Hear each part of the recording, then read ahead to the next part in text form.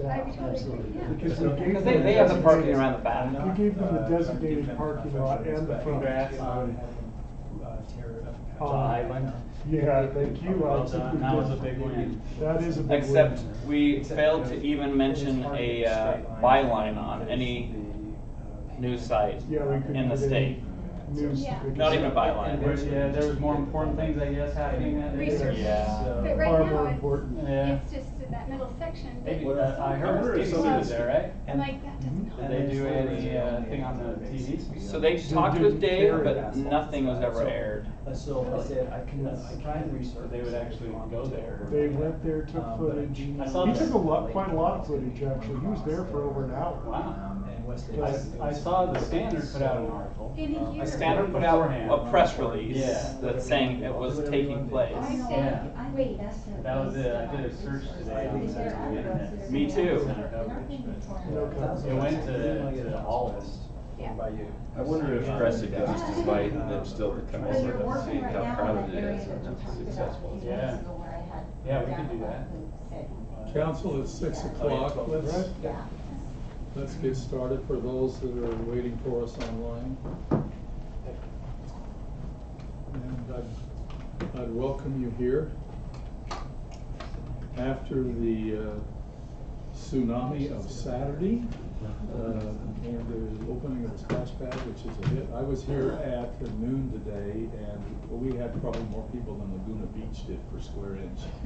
It's been packed over there. This is the Syracuse City Council work session of June 25th, 2019. We are commencing at 6 p.m. We are in the larger work session meeting room in the city of the municipal building at 1979 West, 1900 South. I've asked Councilman Peterson if he'd offer a prayer on our meeting this evening, and then ask Councilman Savage if he'd lead us in the pledge of allegiance. Father in heaven, we're grateful for this opportunity to meet as council, grateful for the staff that's here and for the citizens that are here, for all those that make our city and community great. We're thankful for the successes we've had and pray that that would guide us to make good decisions and continue to have success in our city. We say these things in the name of Jesus Christ. Amen. Please rise. I pledge allegiance to the flag of the United States of America and to the republic for which it stands, one nation under God, indivisible, with liberty and justice for all. Thank you, guys. Appreciate that. I would like to comment this evening that Cassie Brown, our recorder, is a little under the weather this evening, and we welcome Marisa with us, who will be sitting in her stead. And I'm grateful that you're here and willing to record for us. We love that. The next item on our agenda is public comment. There will be another period of time at the end of the meeting where we will stop and look for public comment from the public that is here.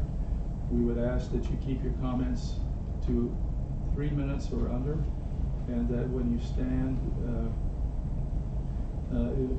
where you are, and if you give us your name and place of residence, because this is a recorded a meeting that will become part of the minutes of this meeting. So I now declare that we're in the public comment period. If there is anyone from the public that would like to address, yes. Where do I? Right there. Wherever you're comfortable. Stand where you are. I'm Eric Rice. I'm with the Nindigrit Group. We have substantial holdings in the city and been working with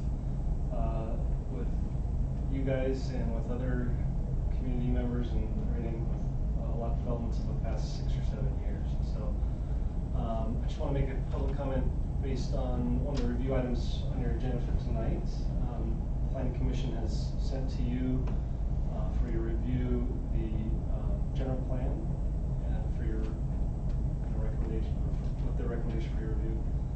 We have a piece of property at 1550 West, 300 South, just south of what is now Russell Mortuary, which we just sold to them recently. And in talking with Noah today, understanding that that piece is being recommended to be a part of what's called planning, or I'm sorry, what is it? Commercial. So we sent you an email earlier today. If you don't mind, I'll just read that really quick. Hopefully it won't take more than 3 minutes. Dear City Council members, it's our understanding that Innovate's 9-acre parcel west of 1550 West and south along 300 South is being proposed to be designated in the new general plan as commercial. We request that this designation be reconsidered, as we do not believe that commercial is a viable option for that parcel. We believe the most appropriate use for that particular parcel is residential, given the current uses already established in the immediate area. We would propose the best use for this parcel is residential, transitioning from a higher density along the north toward a lower density adjacent to existing Monterey Estates subdivision. The commercial lots necessary to meet the local demand currently are already provided by the Nineveh parcels, which run directly adjacent to SR 183, as well as the area west of our property.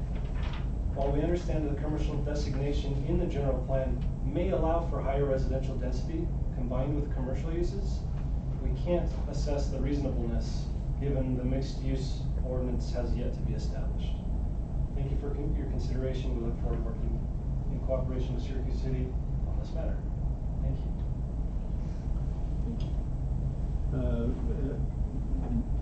Marissa, would you, that email was sent to the council, would you have those put into the minutes, that email from Eric? Thank you, Eric. Thank you. Appreciate it. Anyone else from the public that would like to address the council? Ray? Ray Zog. Yeah, so I just wanted to talk about the 2050 vision, but I think it would be more appropriate if we got slides up so they'd be visually seen, if that's okay, to make some comments at that time.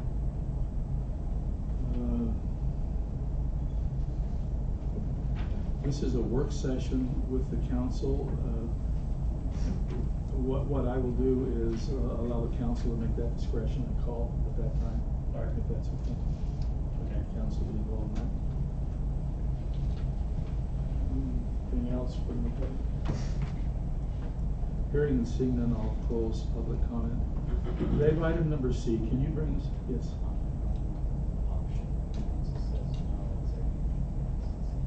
Yeah, that might be us. Thanks, Brody.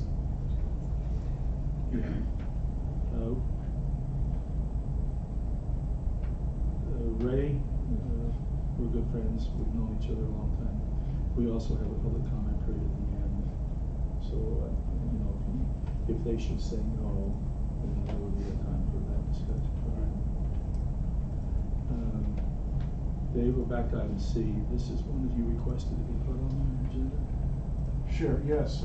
Dr. Hawks contacted me, and he is here tonight, and we'd like to hear from him on a project that he would like us to consider. Wait, is there a way to plug this in? Yes. Do we have a cord we can pass down here? Is it using this? What's your connection? What's your connection? Either a HDMI or a RGB. Or the, yeah. RGB is easy. We can do that. It doesn't go very long. Stop, maybe. A little bit. That's it. Where's the pole? Just gotta pull hard enough. I think that's all. Here, you know what, why don't I trade you places and you can sit right here. Thank you. And I'll slide over here by Dave and see if we can see up on the screen.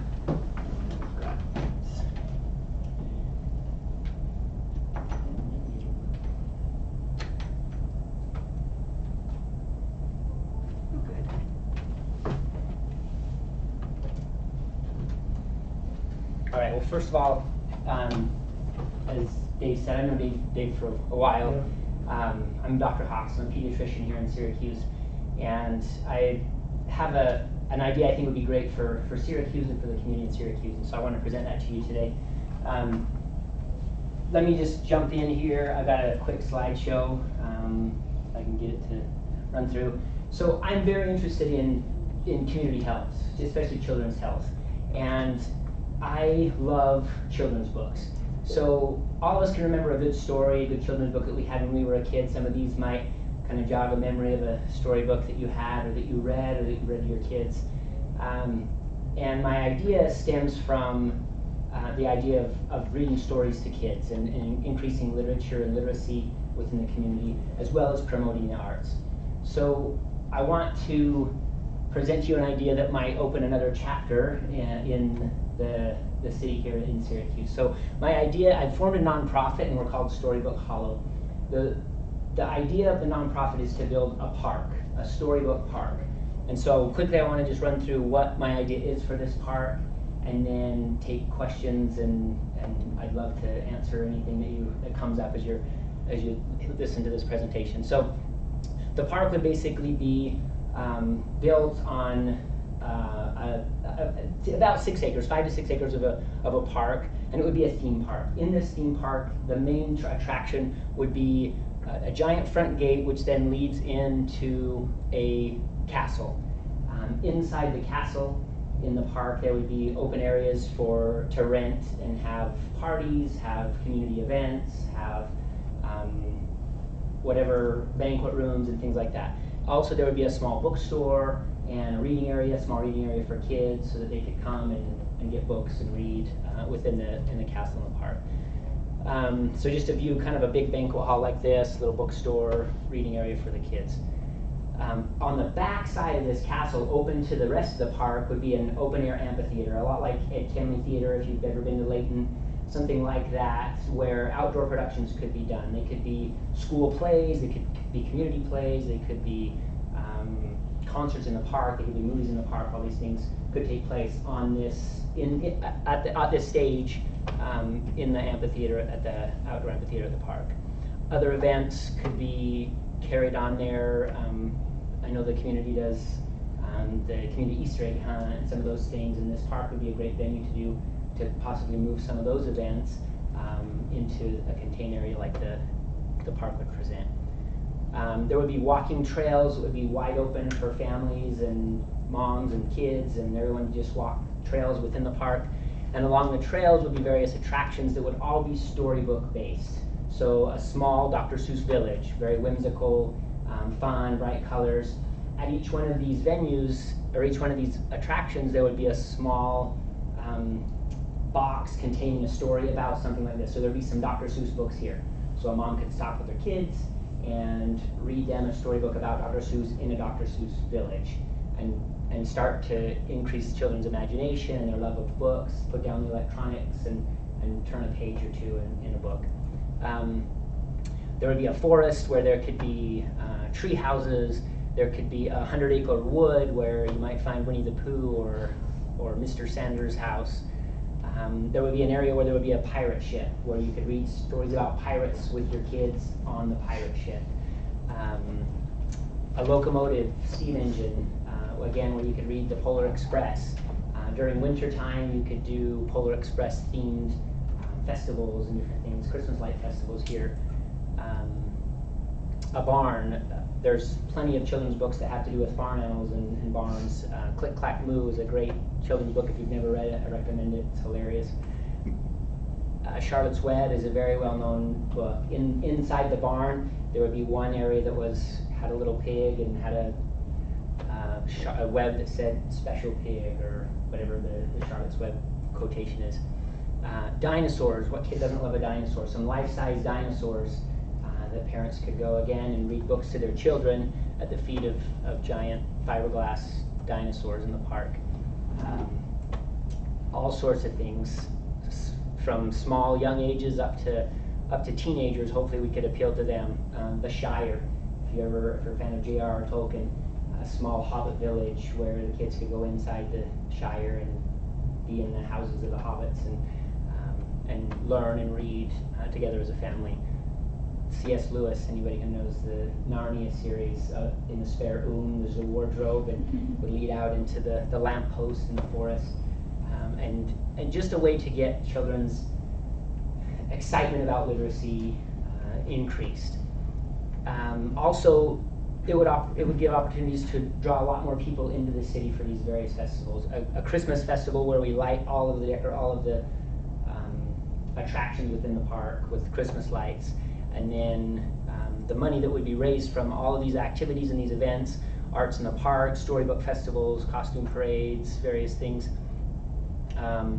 would draw people into the city, and then the funds that we make would help to, my ultimate goal with this isn't the park itself, it's actually to buy and distribute children's books, literature for children, so we can increase the books. I don't know if you, just like a month ago on KSL, there was a huge expose about how teachers are buying books out of their own money for their classrooms because they can't, the school district isn't providing those. And so this would be a manner where we could fundraise, use that money that we make as a nonprofit, turn it right around, buy books, give them to local schools, to libraries, to classrooms, even to individual children. So my idea and what I would need from the city would be, or this is what I would request, 8 acres would be the perfect size for the park that I have planned. 6 acres of a specific park, and about 2 acres for parking and other green areas around. Some type of a long-term lease agreement where the city would agree to let me use that land for this purpose for some amount of time. A public-private agreement where we could agree to have city events within the park and work together jointly to make this park successful and benefit all members of the community. And then publicity through city newsletters, city publications and things, and then support in helping us to advertise for the various things and get the word out to the community. And then other support that you could provide, which would be determined on what needs there are as we move forward. So that's kind of my idea. So where are we now? So I formed a nonprofit. The nonprofit's up and running. We are incorporated. We have formed a board of directors. Now we need to get the city to buy in, and if you give me the go ahead to start moving forward, start with the fundraising, and then get publicity and advertise this thing and get it up and running. So the big question is, of course, money. I wouldn't ask the city necessarily for any money. I would go to private individuals, foundations, arts alliances, parks grants, and different things, and try and get the money. $5 million would do an okay park. $8 million, I think, would be my target to do it the way that I'm imagining it. And we would try some of these avenues here. I have contacts with several of these already, and I've reached out to some of them, and they've shown interest, and I have appointments scheduled with some of these individuals listed to discuss what their corporations would be willing to help me with. So that, I think, is my quick and dirty presentation. So any questions? Hopefully there's Let's start discussion with Lisa. Lisa, could Well, it sounds so fun, and I love the idea of having that an attraction here for our city. And you answered the questions I thought, how much money, and then the maintenance, and of course there are 100,000 questions to be asked here. I know. So have you seen this done anywhere else? So I've seen several of these done. Where I got this idea, my parents served a mission in South Dakota. In South Dakota, there's a similar park called Storybook Island. My kids loved it when we went. The problem was all the attractions in the park were like old-time nursery rhymes. Mm-hmm. And so the kids would look at it and be like, "What is this, Dad?" And I'm like, "It's the Crooked Old Man, the Crooked House." And they're like, "I've never heard that." And so as we went through, my kids loved it, but they didn't connect. And so as I thought about this idea to modernize it, use more modern children's books and generic things so that we could expand, I guess, to children now. I've actually got the contact information for the lady from the park and talked to her, the CEO or the board of directors or whatever for that nonprofit, and I've been in close contact with her, and she's given me a lot of ground work and kind of done some work that just I kind of piggyback on with her. They bring in, they said, about $300,000 a year that they can use for their nonprofit, and she said it costs them about $300,000 a year for maintenance and to run their park. It's a little smaller. That maintenance, you tend to have a lot of money tied up in that. Yeah. So that would be something that you intended to do on your own and wouldn't expect the city to come in and maintain? So I might look to the city maybe for things like mowing the lawn, since you have the facilities to do that at other parks, to do some of the upkeep, like as far as snow removal, things like that. But the park attractions, yeah, we would do the repainting, the maintenance, on the park attractions. Are you relying on volunteerism for that, or? No, we would, well, some of it would be volunteer for sure. On busy seasons, we'd get as many volunteers as we could to do some of the story times and the different things like that. The work itself, I would look to hire a crew to do the maintenance and have a full-time maintenance person to maintain and oversee the maintenance on the facility. Let's move to the clockwise, Jordan. So help me understand where the 300,000 revenue comes from. Is this a entrance fee park? So it's not an entrance fee park. Theirs is not, and I would like to keep this free and available to everybody. Mm-hmm. And so my goal would be not to have any revenue. So what they do is they do summer camps for kids. They put on theater camps where they'll come and learn theater. They do arts camps, arts classes there to teach kids to paint, to draw, to whatever. They do these festivals, so they have vendors come and set up, and they'll charge them $50 to $100 a booth to come and sell their related items, art, whatever, storybooks and things. Their big money maker, she said, is their Christmas season. So they don't charge any time of the year except during Christmas, from I think the day after Thanksgiving, if I am not mistaken, until January 1st. They do a $3 admission, and the park opens at dark. They come in, and then it's open to walk the park lit in Christmas lights. They have a little train in the park. I didn't mention that, but there's a little train in the park. They do charge like $2 to ride the train, and they have concessions. So most of their money is made from the events that happen at the park, not just the daily use of the park. All right. Council, I'm going to continue this discussion for 5 minutes. Dave, do you have some questions? I've already answered my question, so I'll just reserve a chance to comment if there's anything that somebody. Doug? There were a lot of things on there. I assume they're just ideas, or are you trying to cram them all into one park? It will all be in one park. So all of those things in there are you want into one park? Yep. Okay, so what if we were able to come up with half of that acreage? Does that kind of nix the idea, or? No, the park could definitely be cut back for sure. I'd pick probably our council, our board of directors would sit down and probably decide, okay, what can we do with what we've got and fit as many of these attractions that we think would be the biggest bang for your buck, I guess, the most exciting, into the park. Okay. Well, this can be for another time, but I guess I'd be interested from staff on what areas would be available with that kind of acreage, but we can discuss that later. I think it sounds fun. Corinne? Okay, just as it grows, would you ever consider purchasing the land from the city, and becoming independent? Yeah, I guess, Okay, possibly. I mean, I okay. hadn't thought that far ahead. I don't know if the city would be interested in selling land and getting rid of land that they own, but I guess, yeah, that's a possibility for sure. If it was successful enough, and we could buy it outright and just do it. Well,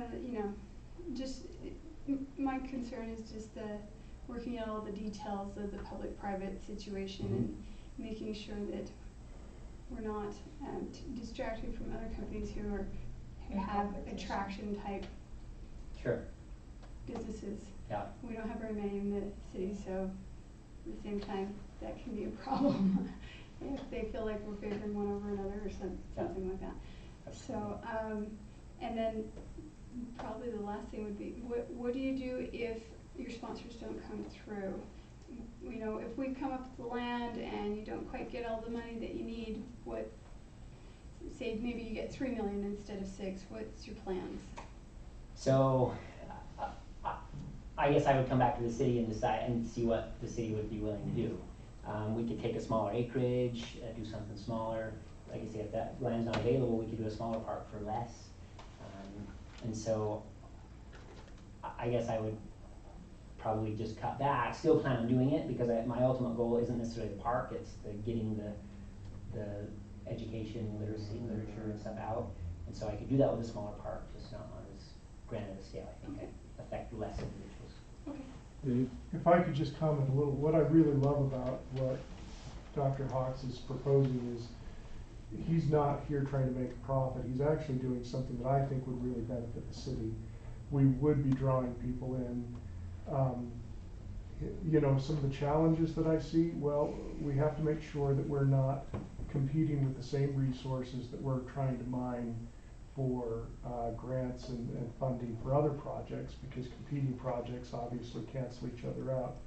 But I think in partnership with the city, we could, or you know, what he could get done, you know, he's offering to take on most of the big part of this with his nonprofit organization, and asking us to do what we would normally do with a park, which would be just mow and snow removal and those basic things.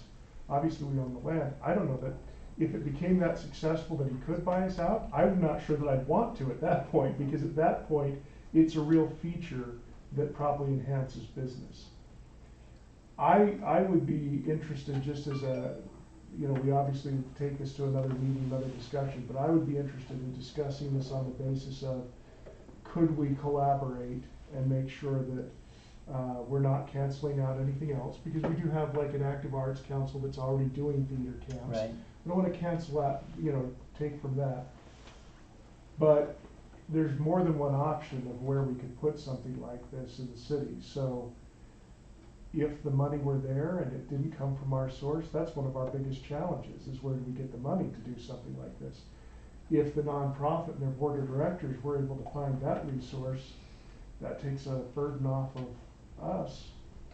Those are just my thoughts. I'm gonna make a recommendation and look for support from the council. I think that this, probably the feasibility, what we're looking at is the feasibility of this. Would you be in favor of forming a task force to study this with Dr. Hawks, and then come back with a recommendation to the whole council? And Sure. if so, then who would be interested in serving on that task force? I would be interested in from the perspective that I'm already connected with the Arts Council. I'd want to make sure that we're not canceling out the same bit of work. So, Okay, so I want to coordinate that. Is there someone else who would be interested in serving there? I could serve. Lisa, could you do that? Okay, let's approach it that direction. Let's, Okay. and then probably with Cresta, which department? Yeah. With Cresta, we'll inform Okay. Cresta, and You're informed, Krista.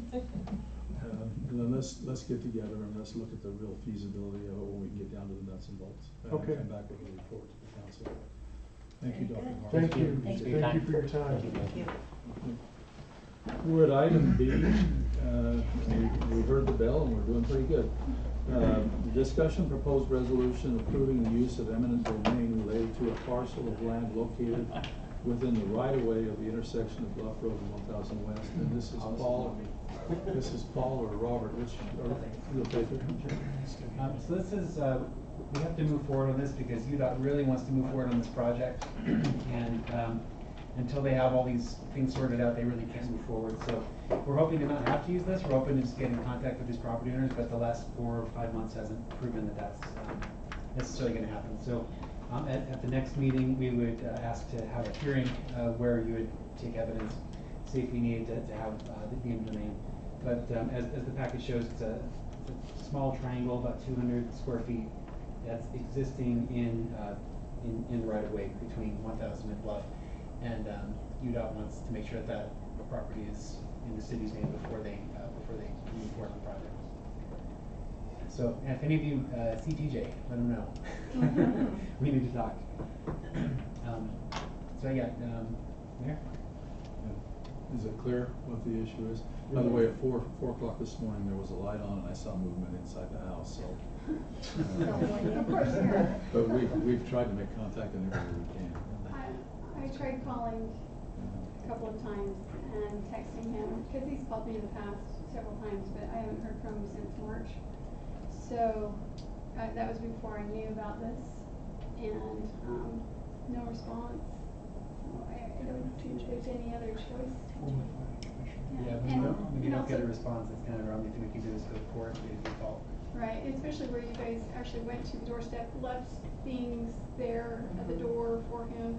You've taken all the measures that you possibly can. Yeah. Council, are you okay if we put that as a consent item on the July meeting? I'm fine. Let's get out of here.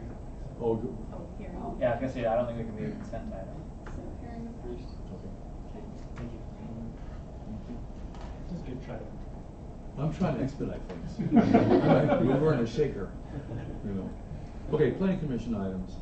Let's start with number one, the Vision 2050 recommendation from the planning commission.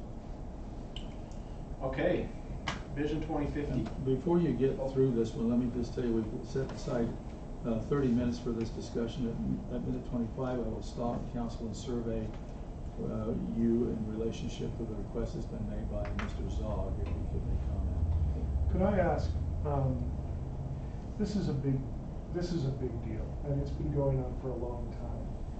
I would propose, before we get started, that we suspend the limitation of time for the purpose of getting through this whole document tonight. I know there's an urgency, at least there was an urgency in our last meeting, that planning commission be done with it. So I'm okay giving this extra time. I don't know if the rest of the council is, but this is the type of thing that we kind of have to go through it. I don't see this as something that we can discuss and everybody has one comment. We really have to go through the document. So could we suspend the traditional and maybe just review this as a quorum, as a council, and get it done? We've placed it on the agenda and set the time frame for stepping through it. At any point in time, the council can call this back for another work session. We can also vote to extend if we need to. Well, that's my point is I think that if we didn't finish it tonight, there's going to be a sense of urgency to move past this. So I'm willing to put in the time tonight so that we can move past it. I'd like to see where we get in a half hour and then make a decision. And then we could possibly even delay discussion to the end of the meeting to see if there's like extra time at the end of the meeting too. I just know we were about ready to censure the planning commission for not getting it For to not us. getting it done. And I hate for us to have it linger for 6 meetings Well, and have to censure ourselves. Well, considering they wrote it, then there's a Council, reason. let's stop it after a half hour, and then if we need to, we'll attack it at the end. Okay. All right. Okay, I'll try to talk fast. So obviously the goal is to introduce you to the draft Vision 2050 plan document. The Planning Commission's worked very hard on it. Staff's worked very hard on it. The community's provided a lot of awesome input. The goal of the document is to really encapsulate the majority of opinions of what our vision should be. As you saw, the Planning Commission was successful in creating yes. It's just a question for the mayor. So I know you don't want us to interrupt staff as they're going through the briefing. Is your intent to walk us through the document, or are you just going to give us an overview? I was going to give an overview. Okay, then I'll. Do you guys want to? No, I think we want to be able to talk item by item and let everybody kind of agree, so that we're done with that and can move forward. My goal was to give a 2-minute introduction and then let you guys provide some. I'll time that. You're fine, Noah. Go ahead. I just wanted to make sure that I understood whether or not I was supposed to interrupt or not. Sure. And I did anyway. Just for the record, I've only talked for like 20 seconds. You're doing great, Noah. And I'm kind. Yes. All right, so you guys get the gist. We've worked hard. We're proud of it.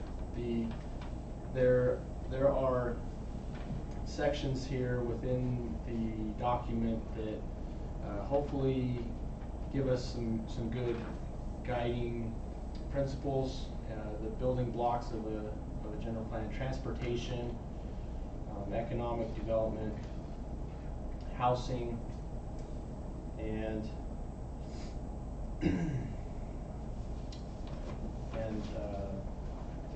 general plan just in general as far as the map goes. So, city parks, agriculture, wetlands. Obviously, I'm cruising through this, but a lot of the discussion and a lot of the effort the Planning Commission revolved around the map, and that's a big one because that's what gets a lot of attention. And as you know, that we get requests to modify the map a lot. So one point of clarification on the general plan and the general plan map is that it's a visioning document. This is not binding. If the general plan map says one thing, and you get an application for a zoning, which the zoning map is obviously different than the general plan, you can change you can change it, or if you don't want to change it, you don't have to. You're not in any legal trouble if you don't change the current zoning just because the general plan says it's a certain thing. So one thing that's new with this general plan is that instead of having a 1-to-1 ratio of zones in the current zoning map and zones in the general plan map, is that there's some consolidation that's happening. So the general plan general plan map has a designation. So there's low density residential, medium density residential, and high density residential, which in general, so we're painting with a broad brush because we don't know exactly what what will be feasible and what will happen in the future, but we know that we have a vision. And so we want to give ourselves flexibility to capture that demand. So in general, low density is single family, medium density is townhome, high density would be apartments in general. As you can see in the next column over, there are multiple zones that could fit into that designation. So commercial, industrial, city parks, you can see that there's some flexibility there. Here is the draft general plan map. You can see we really tried to follow closely to the input we received by grouping the higher intensity uses along the transportation corridors. The majority of the map is still low density residential. We felt like that was important in preserving our way of life, not being too drastic with the changes. There are some high density areas that are located along the freeway interchanges and along Antelope. You'll see that's the darker brown color. So that, and if you note, just because it's brown does not mean it has to be apartments. So back up to the table, this also gives, in the high density residential, there's R1, R2, R3, RBC, PRD, mixed use, general, commercial, PO, professional office. So the yellow is low density, the blue is what we're calling institutional, churches and city buildings and things. The orange is medium density, townhomes and such. Brown is high density. Purple is industrial, and red is commercial. How's that? That was about maybe 2 minutes, probably longer. Your timing. 3 minutes? 4 minutes. I did my best. Keep it short. Okay, Councilman Bond, you want to start us off with discussion? So, again, I would really like it if we went through this page by page and let everybody weigh in. I don't think that some of this, like, I have nothing to weigh in for the introduction page. Maybe somebody else does, but I don't know that we can not discuss, most of what we're going to want to discuss is going to come down around the map and the zones, and so, but I don't want to leave something out. I have something to add on the Go ahead. introduction pages.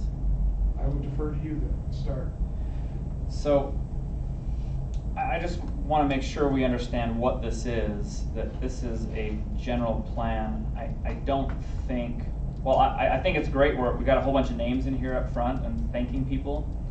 If we're going to put that at the end, but I don't feel that putting a list of people on here is really important to the document.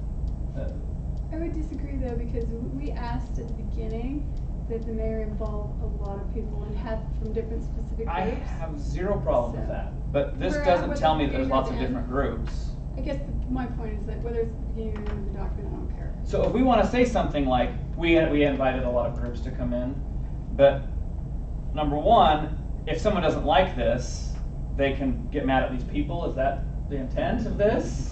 Well, they'll always get mad at us, so, you know. That's what I'm saying, is I don't see a good reason for having this special thanks goes. If you want to have this in a different document or in a separate thing that talks about the results and findings, but I don't think this belongs in a general plan.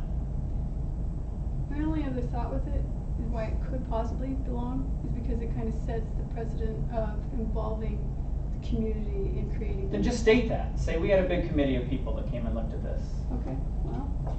I think it's a good idea to have it at the end. I think it's If you want to say thanks to people. And we can even give a number, there were over this many people, or so that they understand it's a large group of. But I'm willing to bet some of the people on this list don't necessarily like what's in this document.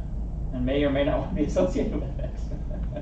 I like where you're going with the idea that we should get right to the meat of the plan, and if anything else that you feel has to be in an appendix, should be in an appendix. Yeah. I'm okay with that. And a lot of this is, like we're talking about our process for creating this plan, and you look at the parks plan, we didn't do that, really. I think if you're talking about a plan, let's just be succinct. As an engineer, I hate fluff. I want to get into the technical details, I want to know what's going on. I don't care about the flu-la-la stuff that just makes it pretty. Can we quote that? Make sure you get that on the record. I do have to say- Flu-la-la. Let's survey the table here. I see kind of intent to move this to the appendix.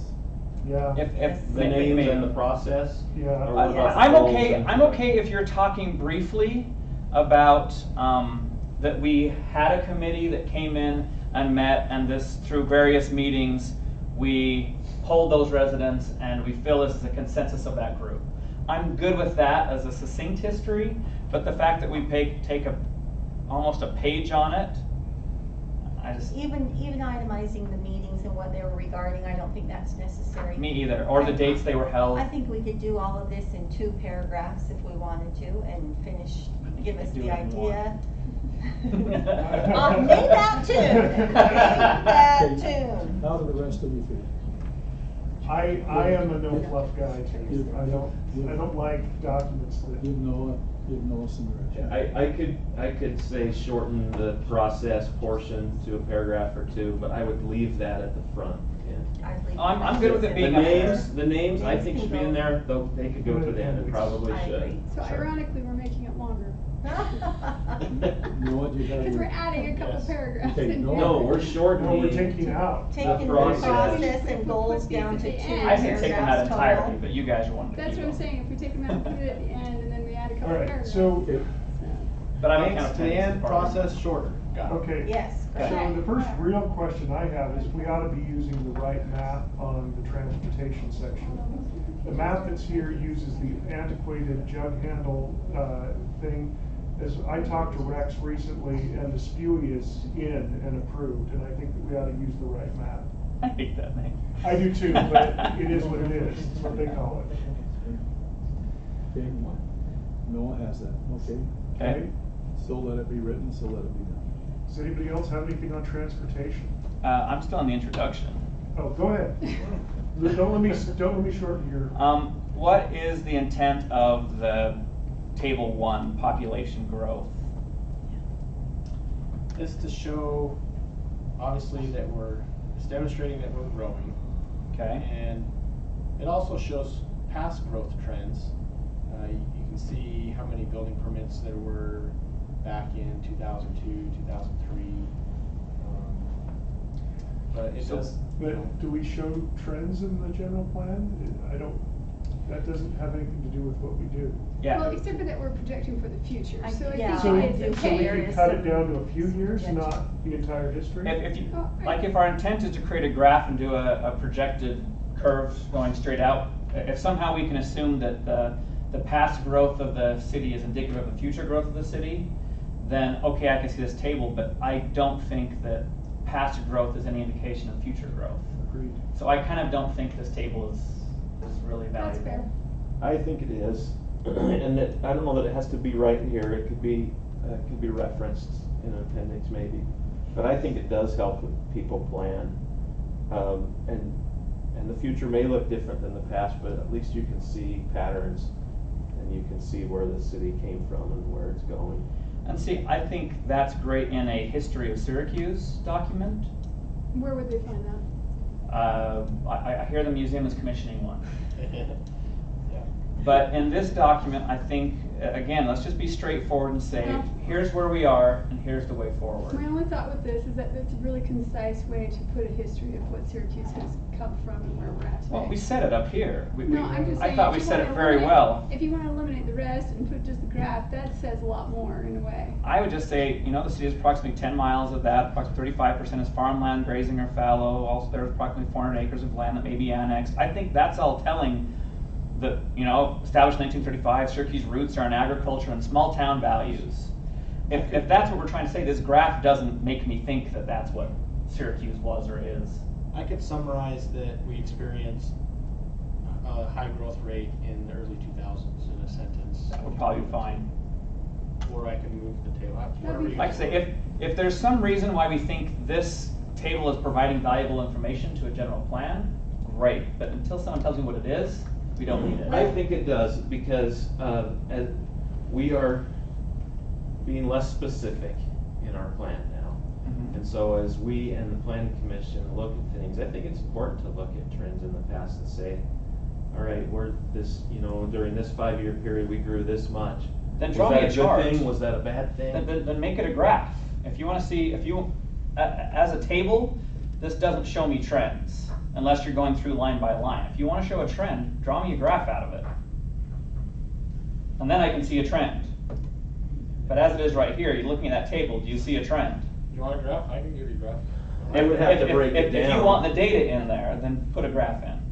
I do think it's okay to know what our population is when they brought out the census. It's, what we're changing, what we have changed. That's fine. around. And I actually think there's value in realizing that we can maintain the same average amount of people in a household over the course of nearly 30 years. We are still at just around 4 people per household, which means we may not be following the same trends as other cities with diminished population. We're clearly maintaining the growth that we have in the past, and so I do think that there is Okay. important knowledge here. Then then yes, I'd like it to turn into a graph. You can plot each of these 4 data points, and I think that would be more interesting from a planning perspective to see those types of trends. And even with that, I'm still okay with it being an appendix, if that helps us get to the point of the whole thing. That doesn't bother me. Like I said, I have no problem as long as it's valuable information. And I think a graph where you can see those trend lines would be interesting. I think Noah has some direction. Okay? You okay? I'll give you a graph. Thank you. Yeah. Transportation, what does anybody have on that they were concerned about? Mine was mainly the map because it's not accurate, but. Yeah, I know that the problem is this is gonna be changing over the next year. With the corridor and the So 1700s. so whatever we put in may not, it'll be slightly more accurate, but it's not gonna be the final map. 5 years down the road until we really know what we're dealing with on transportation. Do we even have a map with the spewing? Yes. We do. Looks like It's this all- one was hand-drawn, it's all so. No, this is straight out of their website. If you want, I could make it more conceptual and put a star where the interchanges are gonna be and just. I think a you dotted have line. that down below already. I could, Where that's about? the economic development, but if you guys want it to be more general so that we don't have inaccurate information someday as they change the design and. Well, the only reason I think Dave is pushing for this, and I'm gonna speak for Dave here, is that area right there. Right now, it looks like it's completely walled off, but due to the updated design, it actually makes a lot of that area viable for commercial. Has it been finalized? Yes, The spewing? according Well, to to the the project new manager, design. yes, according to the project manager. Well, it's more final than this one. Has that been finalized? Here's the thought, we're not gonna be printing like 1 million of these, so maybe we should put the most updated map in now, and later if it changes enough that we think, wow, we really should change that in our plan. Then we'll do it. Just bring it back, it would be really fast. And, Yeah. you can Perfect. change this whenever you want. I agree. So it's just, we're not, That's a good point. You can update your general plan whenever you want. Oh, You can also just put like a circle where the intersection is gonna be. So I was saying like a star or a circle or something and just. Any of those would be fine. The big thing is, That's if any business gets a hold of this, we wanna make sure that they understand that this. That's not closed off. because this is this is not. a very, this is a very active section of our development, so I really do think that that's important to be accurate. So, I'll just put just a general location indicator. This is gonna be an interchange, so we don't outdate ourselves.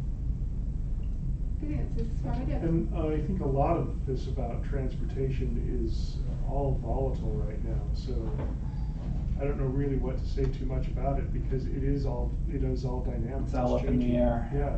So I like the pieces you have here, and I think they're good explanations. I just have one comment, and that was, we reference the transportation master plan, and I wondered if we should be referencing the trails master plan. I think we did lay it further down, didn't we? No, that was in the parks one, In the sorry. parks section. Cause you've got a section on non-automobile transportation, I wondered if it'd be worth referencing the trails plan there. That's a good idea. Good comment. That is. Okay. Now, I do have to say, where these are updated every 3 to 5 years, as this gets built, it will obviously be edited. So at this point, it is relevant though for somebody who's reading it and understanding that, hey, 193 is gonna come over here, West 8th is gonna come here. I don't mind that it's volatile, so it's changing, so.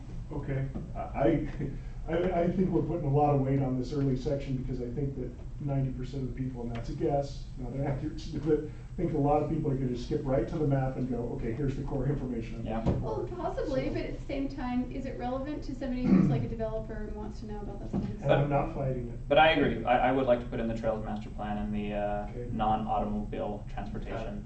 Okay. Okay, let's get into the, Economic development. I actually have a real problem with this whole architecture section. Because if we were to really strictly adhere to what it says here, that we have deciphered a few styles that our city takes, all of our most recent buildings would be rejected. I mean, the library doesn't follow that, the liquor store doesn't follow that, but I welcome both buildings as really quality architecture. So I think when we talk about the general plan being too specific on zones, I think you're actually being way too specific to say that our intent is to have very specific styles, because that also eliminates any future style that might come along. Styles change. They do. Every 5 years. Yeah. I mean, we can Again, say. it's a 5-year plan. Say as a, if you wanna put something along the lines of, you know, these are some things that people like, that's fine. But I do think we wanna be careful about limiting them, because what are we? Why would we put that in there at all? I mean, we're listing things that are very old styles to begin with. Craftsman, you know, we're already a century past that. It's not that that's like. The original portion of the library is craftsman, and a lot of people identified with that. That was part of it, and then also the farming history of the community was why they identified with that. What is the? But we were So- asking the question, what do you think it is today? Right, but at the Not same what we time- think the city should be. But at No, the we same were time- asking what we thought the city should be. Right. That was, what is Yes. favorable to you for 30 years into the future? What would you like to see? And part of the problem that we have had with so many different facades is there has never been a general idea of what we found aesthetically pleasing. And we have been, ourselves as a council, have talked to developers and said, don't turn your development into a brown town. We find that unattractive. So I think this gives them kind of a general idea of what we would like to see in future development.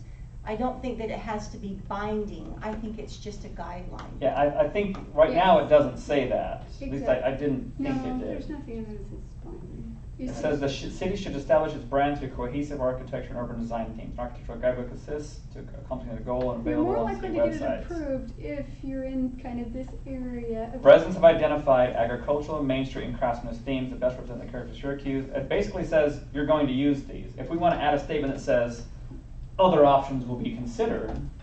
Or all options I think will we be don't have to considered. address this at all. I really don't.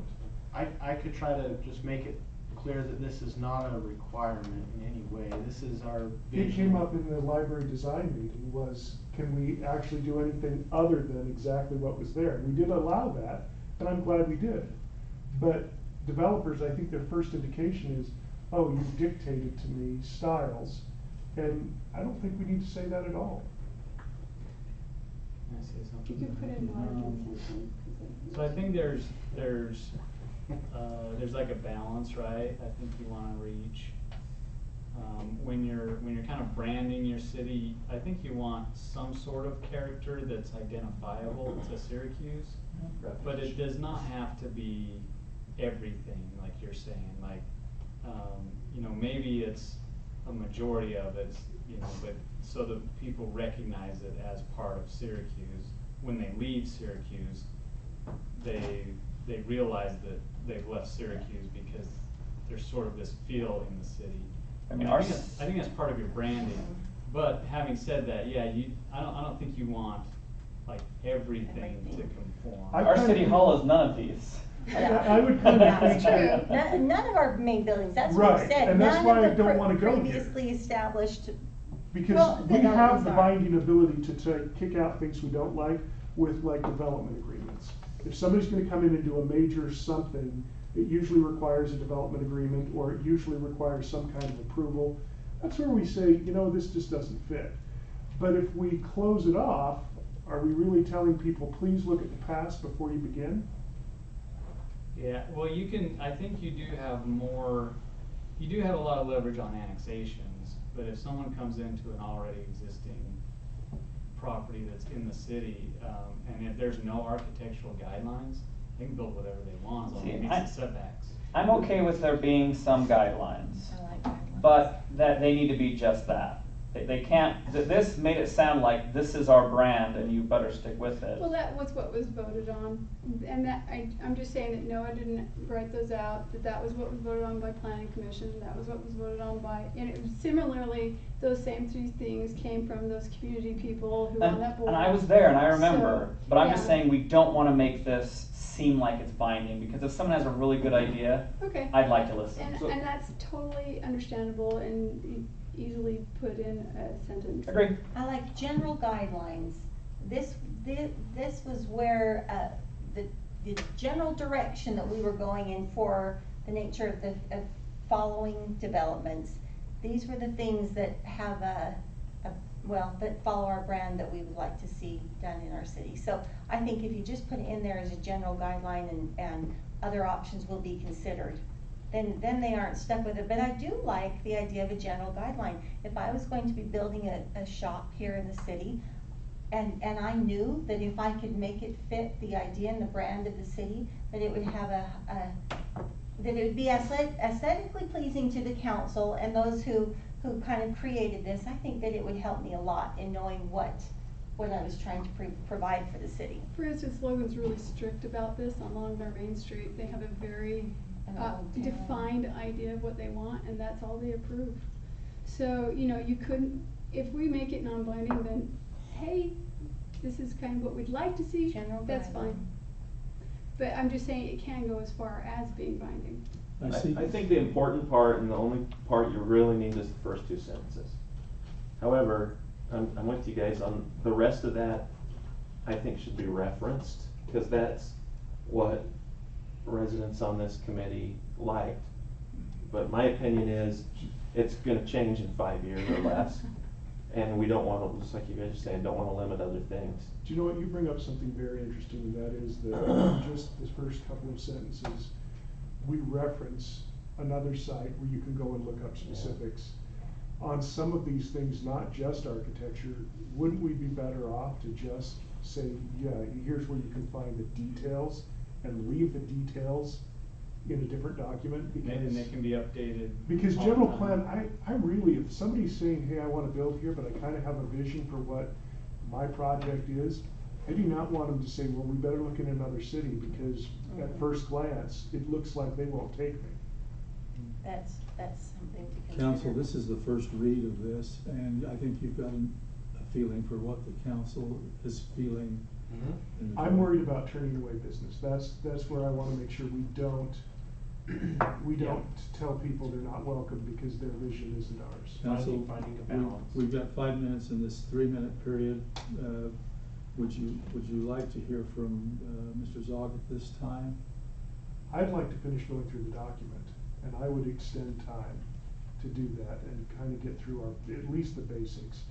We've had so many times when we said we're just gonna do a first read, and then we don't get back to ever a really deep dive into a document, and this is one of the most important documents that we will refer to year after year.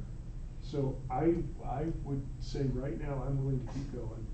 I'd like to go a little further as well. I would support going until we get to the map and then putting that off to the next meeting. That's what I wanna go. The I know, map is but I the think most that's- important I think part. that's Do you gonna think be that a- should But that's gonna take a lot of set time. aside some time for that? Well, and not even so much the map, but just the zones, the pre-identified zones was kind of where I had a lot. If that's the important part, should we go there first?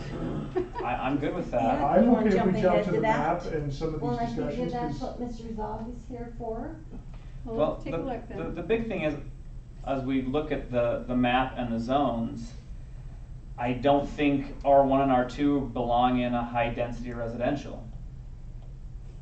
The only reason why they're there is so that if somebody did see, oh, this is high density, but I own some land there that I wanna just build an acre, you know, have an acre lot, they can, they don't, it's not like locked in. Who wants an It's- acre lot with surrounded by? It's just giving flexibility, is the only reason for that, is giving flexibility, so it's not, oh, this is this only, and you're telling a developer, you can do any of these things in this zone. That's all I'm saying. That was part of the great compromise in passing through the planning commission. They weren't always there.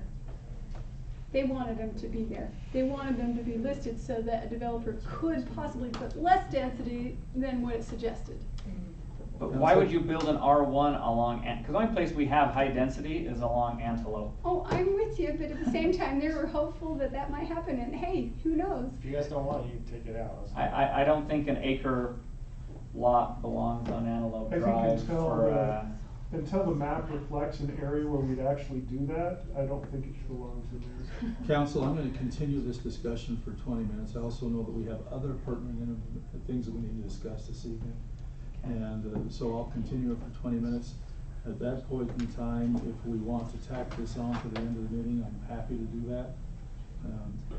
Thank you. Okay, You have great. to 7:20 and then I'll be Let's keep going then. suspending. Do we want to jump ahead then, general plan map? Well, let's look at the map and see what people's concerns are, because that's probably the bulk of it. so we've had one request. As far as that request goes, in for the residential zone, we've had that discussion recently, just a few months ago. I don't know why we're gonna have that again. Yeah, I think we all agree that we didn't want residential along 193. That's just not good, and nor, Oh, on 193, yeah. But I think the issue is how deep it goes on this map.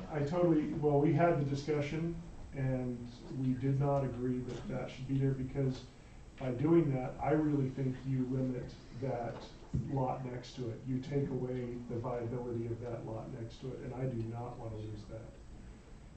I think that that land becomes very commercially viable as soon as somebody takes over that lot, which will come out of green zone soon. Am I right that that's less than a year away? But It can be. It can be. it doesn't mean it will, but it could be. It says parks. And I'd like to, the orange area underneath and around it, that's all zoned as residential. And according it to the is. I'm just Yeah. pointing that out, that's, Farther west. the rear portion of that area is considered to be in the future residential. And the only other possibility I can see for some of this is doing an overlay zone where you have the options of both, like with mixed use, so you allow some residential in that area, that type of a situation. Yeah, because I'm not opposed to this whole area with the potential of going commercial or business park or office space. That's the one thing I was hoping that we'd have is where we have an area that could be residential or commercial depending on what's next to it.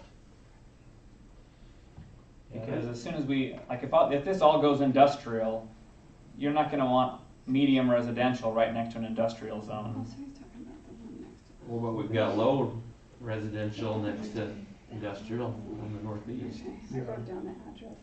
Yeah, the commercial general But plan. it's not low, it's I mean, it may be low as a zone, but that's actually an R3. Yeah. So we have R3 next to industrial, I don't have a problem with that. I do have a problem though, It's right next to a school, so. let me just say this. I think that there is a huge mistake trying to rezone the A1 land up on 193 right now. And the reason that I say that is I listened at the Vision 2050 meeting. And the owner of that property was very specific with the people at the table and said, if you all think that that's the way it will go, it won't be till after I die. And I think that we've already had issues I do not want to further offend landowners by taking their land and dedicating it to something that it's not today and that they don't want. I think that just further distances the city that we're not considering them. If it's A1 today, if somebody came in and wanted to make it industrial and had owner's permission to buy it, we could consider that at any time. But why would we today go and slap a designation like that when somebody literally said at the table while I was listening to him over my dead body? Why would we hurt somebody's feelings like that? So do we wanna- On one time, and I understand that the situation, and I know that the mayor's worked with them in letting him realize that he can continue to farm that land as long as he is Sure. alive, and that is his right. But at the same time, you're putting a huge weight on a general plan for visioning for the future on that, but on other property owners, you don't wanna listen to their opinion at all. You could just So add A1 into that's- industrial and No, commercial. I actually want to listen to all property Well, owners. I'm talking about like What Nutcraft. property? Well, okay, so that was proposed though as a business park and it got the designation because that was A1 too. Right, no, Before we're they talking bought the about whole thing. the area between Syracuse High and SR 193, that entire area is commercial. Right. So, I'm just saying, take equal consideration. If you're gonna put such weight on one, you need to do it for all. So. Okay, so I think the council did hear that and did make a decision, and all we're doing is holding to that decision. We did listen to that I months ago. Absolutely. do recall that, We yes. gave it every I just benefit. wanna make sure that, are we still all in consensus, because it Yeah, was I pretty feel much like this is stated, and consistent. let's move on, I'm just saying, give it fair time. Okay. Okay, I feel like we are being consistent, so. But I guess, do we want to consider adding A1 into industrial or commercial? That would be a compromise. Because right now, a lot of that industrial is farmland. Well, we only have really two industrial zones, one that's all farmland and one that's mostly built out Sure. as industrial, so. Maybe I could shine just real quick if I jump Go ahead. in. So,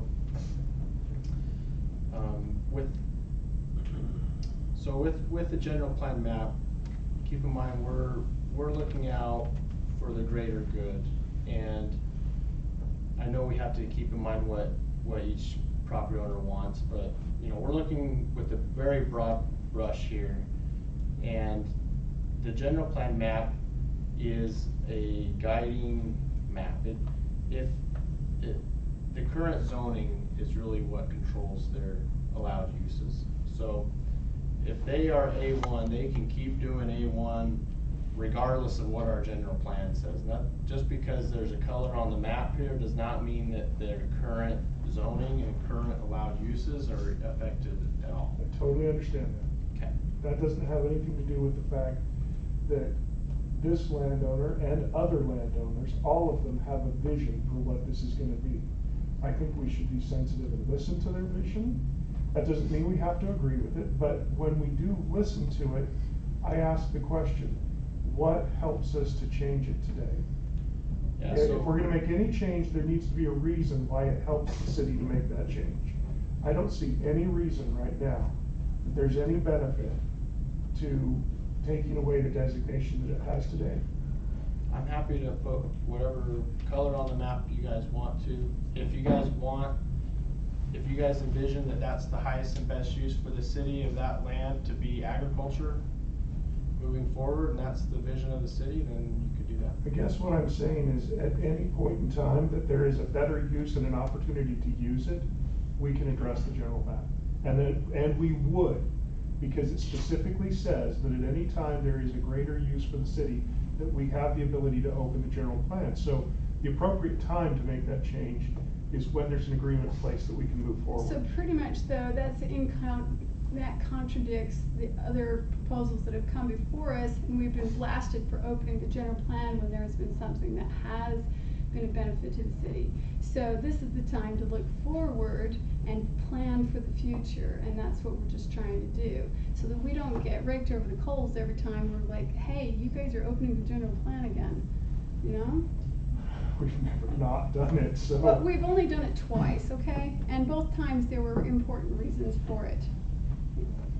So, I don't know if. It's like we've done it every year. There's only been 2 times, 2 parcels. There's been, for the park exchange, and then also we decided that it was better to change for the funeral home, business park.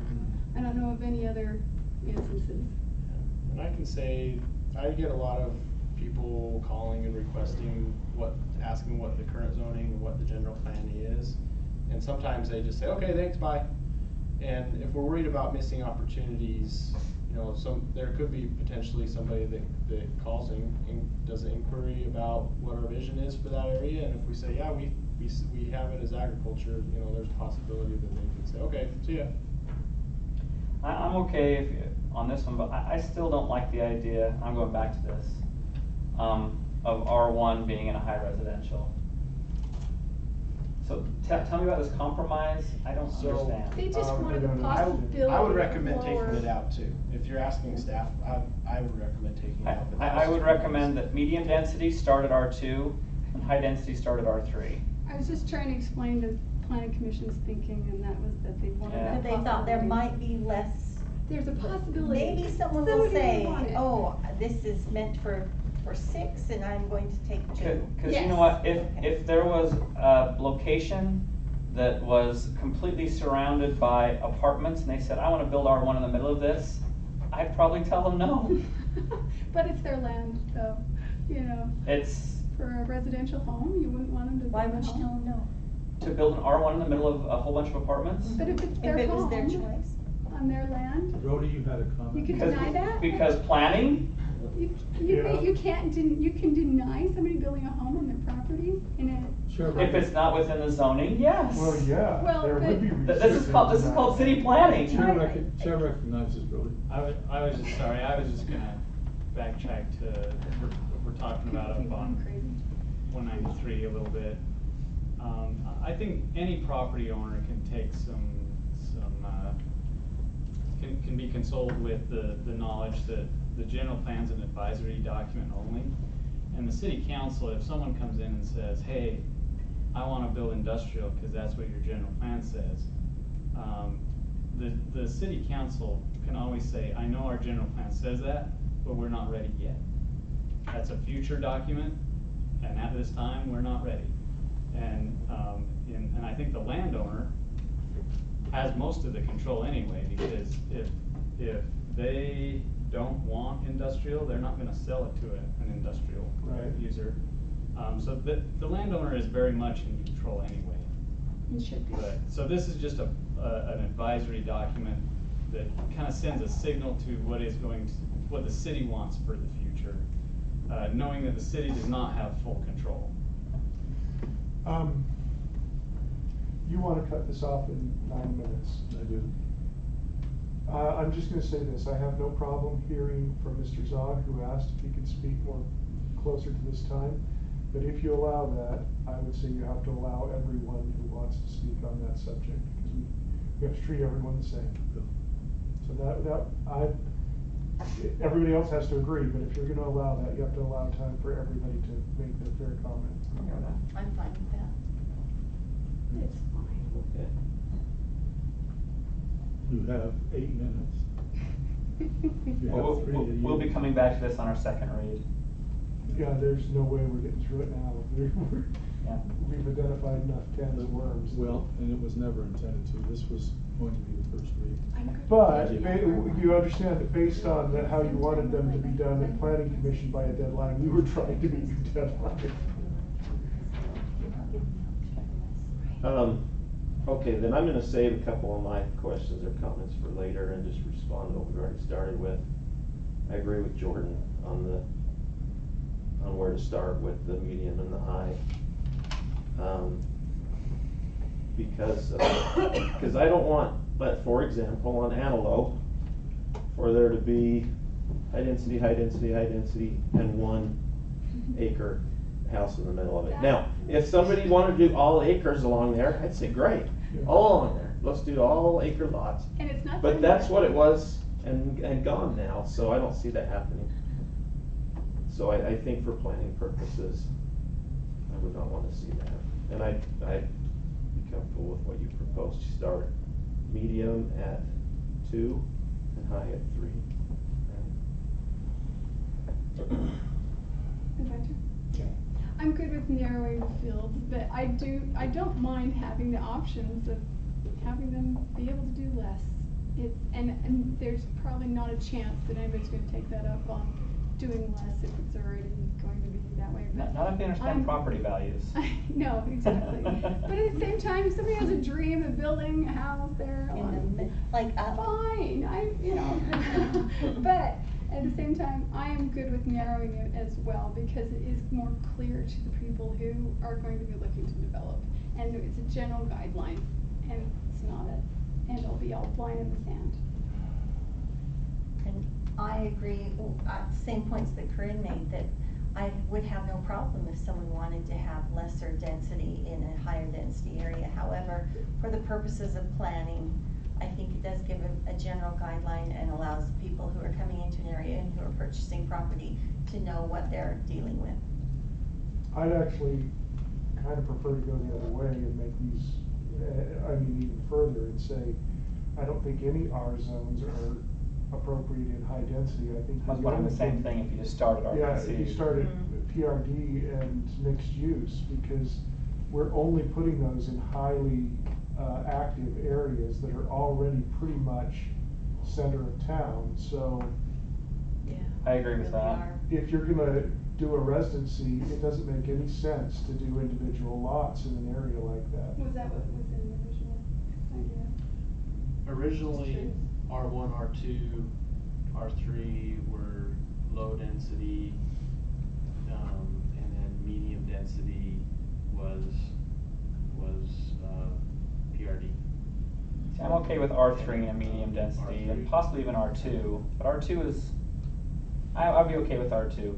I would take out R1, but I actually agree that R3, these little lots in the middle of, I hope we never get huge apartments. In fact, I hope the most dense we ever go is townhouses. And that actually fits pretty well in with the communities we've already been looking at. Well, and our definition, according to the polling of the people, was more of a PRD type of a situation rather than, so that should be our high density. I think there's too much medium density on the map, period. Council, I'm gonna suspend discussion, and maybe so that you understand, we're meeting with UDOT on a regular basis. One of the reasons why the deadline was set as it was is because we fully expected UDOT to be going out for an RFP for the design builder sometime the first part of August. That has all been shoved back about 90 days to April. Yeah, April. Holy. Yeah. That's So they Yeah. bumped it So clear. we're not Wow. under the same time crunch that we were when we first started this project. So what I would recommend is that we suspend discussion for tonight, because we have a lot of other things to talk about. We'll discuss this again in the business meeting. If we come prepared to do that, we'll also discuss it again in the work session. I don't think that I would put any constraints on the council if we would go clear to the 1st of August in work sessions and working so that we get the document that we want. It's good to know that we don't have that pressure. Okay. So do we want to go ahead and let the people talk, or do you want to hold them to the end? No, I would now open it up for public comment. If any from the public would like to address, 3 minutes. If you leave your comments to 3 minutes, state your name and place of residence. All right, if I can start Ray Zog again.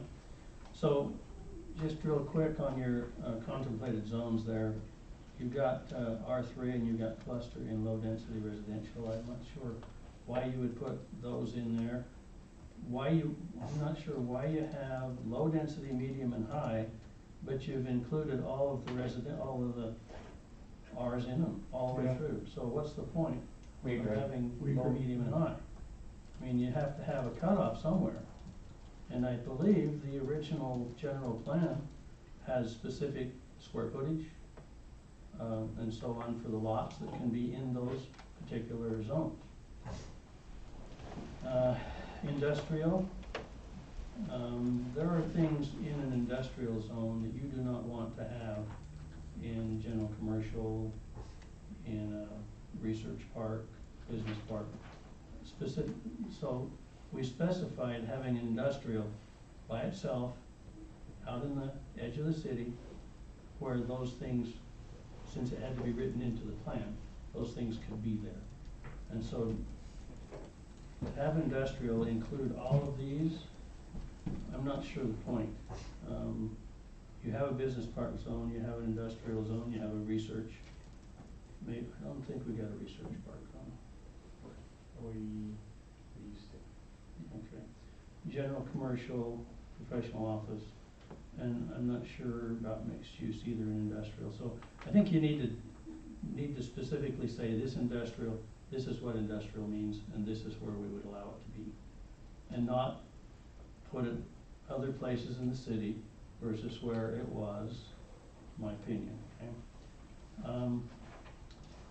So the other thing I ask is if it's possible for you to have a survey of the whole city for what their vision is for 2050. You had a few residents show up. Some of them were not very consistent to this, on this committee. And yet now we're holding a lot of value in what they said to move forward. When we did the rewrite of the plan, of the general plan, it would have been 5 years. We spent 6 to 9 months on that, every other week. And so it wasn't anything that we took lightly. And we took the document that we had and worked with that document to make it better, to make the changes and so on. This appears to me that you're not even looking at the old document now, and you just started from scratch and you're moving forward. There's a lot of things in the original and those general, not specific and so on. So I'd just like to know if that's out the door, out the window, and not to be looked at, or if you're revising the general plan based on that one. We'll take your council under advice as we meet in these workshops. Council, you'll just make mental notes of that and refer to the minutes. Anyone else that would like to address? Dale? Okay, Dale Rackham, Syracuse. And I gotta tell you, I voted no on this, and I voted no for a few reasons. The big two were, I didn't think, you're saying low density, I didn't think R3 should be in low density. I thought it shouldn't start till medium density. The other one is, you've got mixed use zone, but you don't have a zone yet. So you don't even know what it is, and you're putting it around the city. So I think that's a mistake. And the other thing, I'll just respond to why R1, R2, and R3 are throughout. And that is because we were told the intent of this document was to loosen it up, make it available to build kind of more of what they want. So it was put in there, knowing they probably wouldn't do it, but to make it more of a general. So. Thank you. Eric? Yeah, can I just address, we did talk a while back about this concern we had before, and at the time, it wasn't an end-all be-all conversation at that time, which is why we're back here today. Because what the council had said, and you can look at the minutes if you'd like, but you guys wanted to see what came back on this. And there was some conversation among the members as to, well, I'm not really prepared to decide what we'd like to see the general plan in that area until we see this consensus. And so, and I want to be clear as well, we're not asking to change all of the commercial area along SR 193. That's the very valid, we have property, we have commercial pads along SR 193. We want those to be commercial. We think those will do well as commercial retail. We're specifically asking about the 9 acres across the street from the school. It's a great area as a buffer for residential components, moving toward retail components. And so if you look at the map, with it all being red, you're gonna have you know, Monterey Estates across the street, which will also be Syracuse Arts Academy. Syracuse Arts Academy North. Yes, so you'll have all that Monterey Estates. Directly across the street, you're gonna go straight to commercial with no buffer. So we get that the general plan is a guiding document, but we really feel like that this is a perfect area for some kind of a transition residential component. Nothing along SR 193. We agree that that's excellent retail component along that area. But specifically right there, across the street from Monterey and across the street from Syracuse Arts Academy, an excellent place for some kind of transitional residential component. And you have that opportunity right now to address that in the general plan. Thank you, Larry. Anyone else? Robert? Just want to, I wasn't involved in putting the map together, but maybe just some questions I had on the commercial spots. There's a couple of spot zones around. A couple of them might make sense to me, like the Elmore Chiropractic and the Paul's Auto. They're dissected, but they're already existing. But there's some that there's no existing business that just looks like they're isolated commercial. One is down by Bluff and Gentile, that intersection, and then the other one's up by our 6-way roundabout. I'm not sure what went into those, but it just seemed a little dissected. Doesn't UDOT own that particular piece, and it's gonna be part of an overpass? So they do own it, but they're not. That's not an overpass area. That's really all I have to say. Right, just. I didn't want to just start trouble. I didn't know what Didn't went want to into start that. trouble. I know Bluff and Gentile, originally we looked at that as a planning commission because of the vehicle trips, but once West Davis Corridor comes in, the vehicle trips will actually go down. So I didn't know, we're in R3 around R3 made sense. Well, I don't know, is that called R3? Medium, sorry. But do what you want, I'm just No, it's good some comments. observations I had. I don't mean to throw you in a tailspin. Yeah. Okay. Any other comments from the public? Council, then I will close that. And I'm going to suspend discussion on this for now, having you understand now that we're under a little less of a time constraint than we've had before. And I promise we'll be back to this. Let's go on to item number 2, Noah. Okay. Signs. I'm assuming you read the packet. Yes. The goal of the discussion is to receive some input from you about whether or not we want signs on public property, and to listen. Like your suggestion in there about having the directional, the wayfinding. Mm-hmm. That's a really good compromise in being able to accommodate everyone.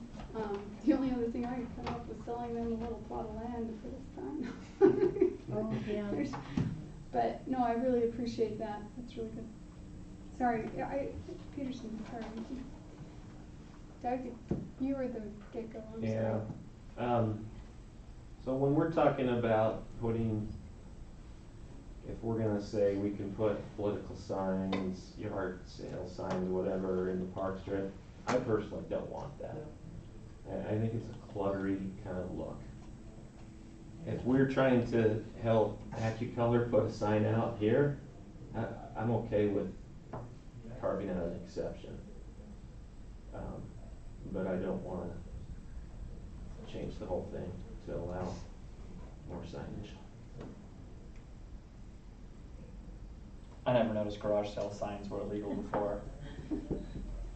Well, just not in your Park Strip. Yeah. No, you So cannot put a sign on any telephone Yeah, pole, I don't know any any light of pole. And yet Yeah. it happens all the time. Here's what I'm Well, he concerned said, about. unless we want to filter some more funding to. The nice, Okay, let's go with Dave. And the nice thing is they can be removed. let's go with Dave and go around this way. Here's what Without I'm really passionate about consistency.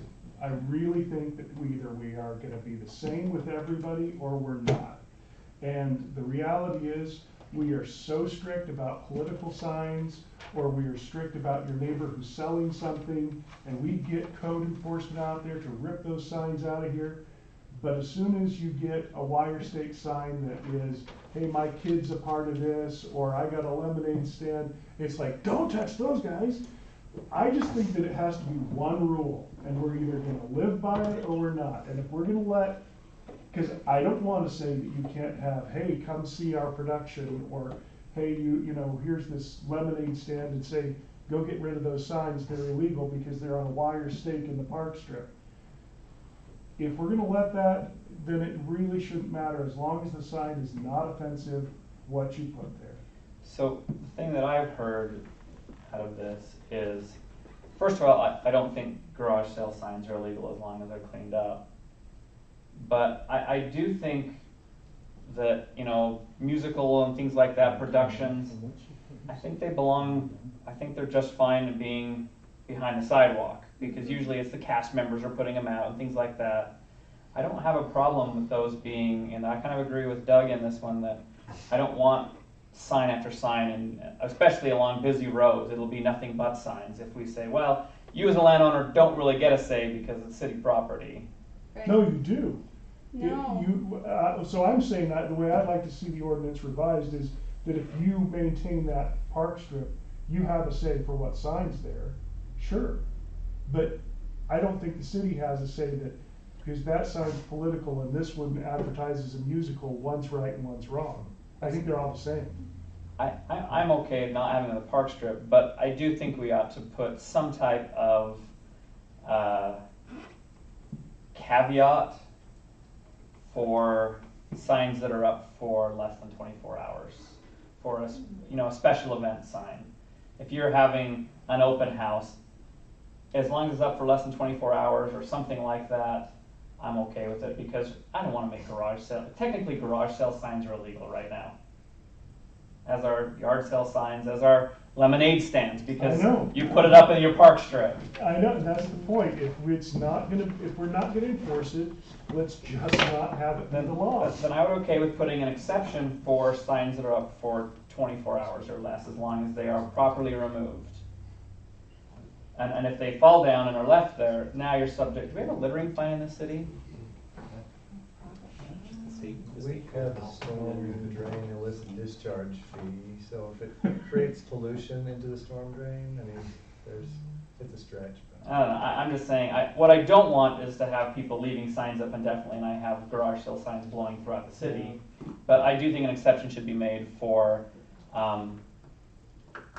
you know, on a less than 24-hour, 48-hour basis for things like that, or a special event. You can put up a few signs in there, but they have to be taken down within 24 to 48 hours. So you can, with the Reed cases, it's kind of established the framework for these kind of legal issues. So you could put a time restriction on there, but you couldn't say, you know, this type of sign is okay, like a right. That's what I said. I would or just say any sign can be up as long as it's 24 or 48 hours or less, and it's not. Just having worked with a lot of code enforcement people, what happens when they pull it back in the ground and say, okay, now I'm going to restart my 48 hours. That will happen. And then there's also the problem with sometimes it's a big old post and or a fence post instead of just a little wire thing. It's any type of sign. You can have all sorts of stuff happen. Yeah, I don't know this, because I bet I've never heard a complaint that Ken is going around taking somebody's lemonade sign out. No. He's not. But it is technically illegal by our code. And I get that, and I just think this is one area where I think it can stay in there as the rule and not really be enforced. Here's what. Or at least not for Go ahead, kids. Lisa. Isn't our main issue the AccuColor thing where Yes. she isn't able to, I mean, that's my understanding is that's why this is. I don't like see a way that. around it. Actually, I see It has to two. apply for all. Yes, so it has to, but this is why we discussed it, and so looking at what the other cities and what they allow, we're really in line with them as it stands now, except for one that allows for political signs.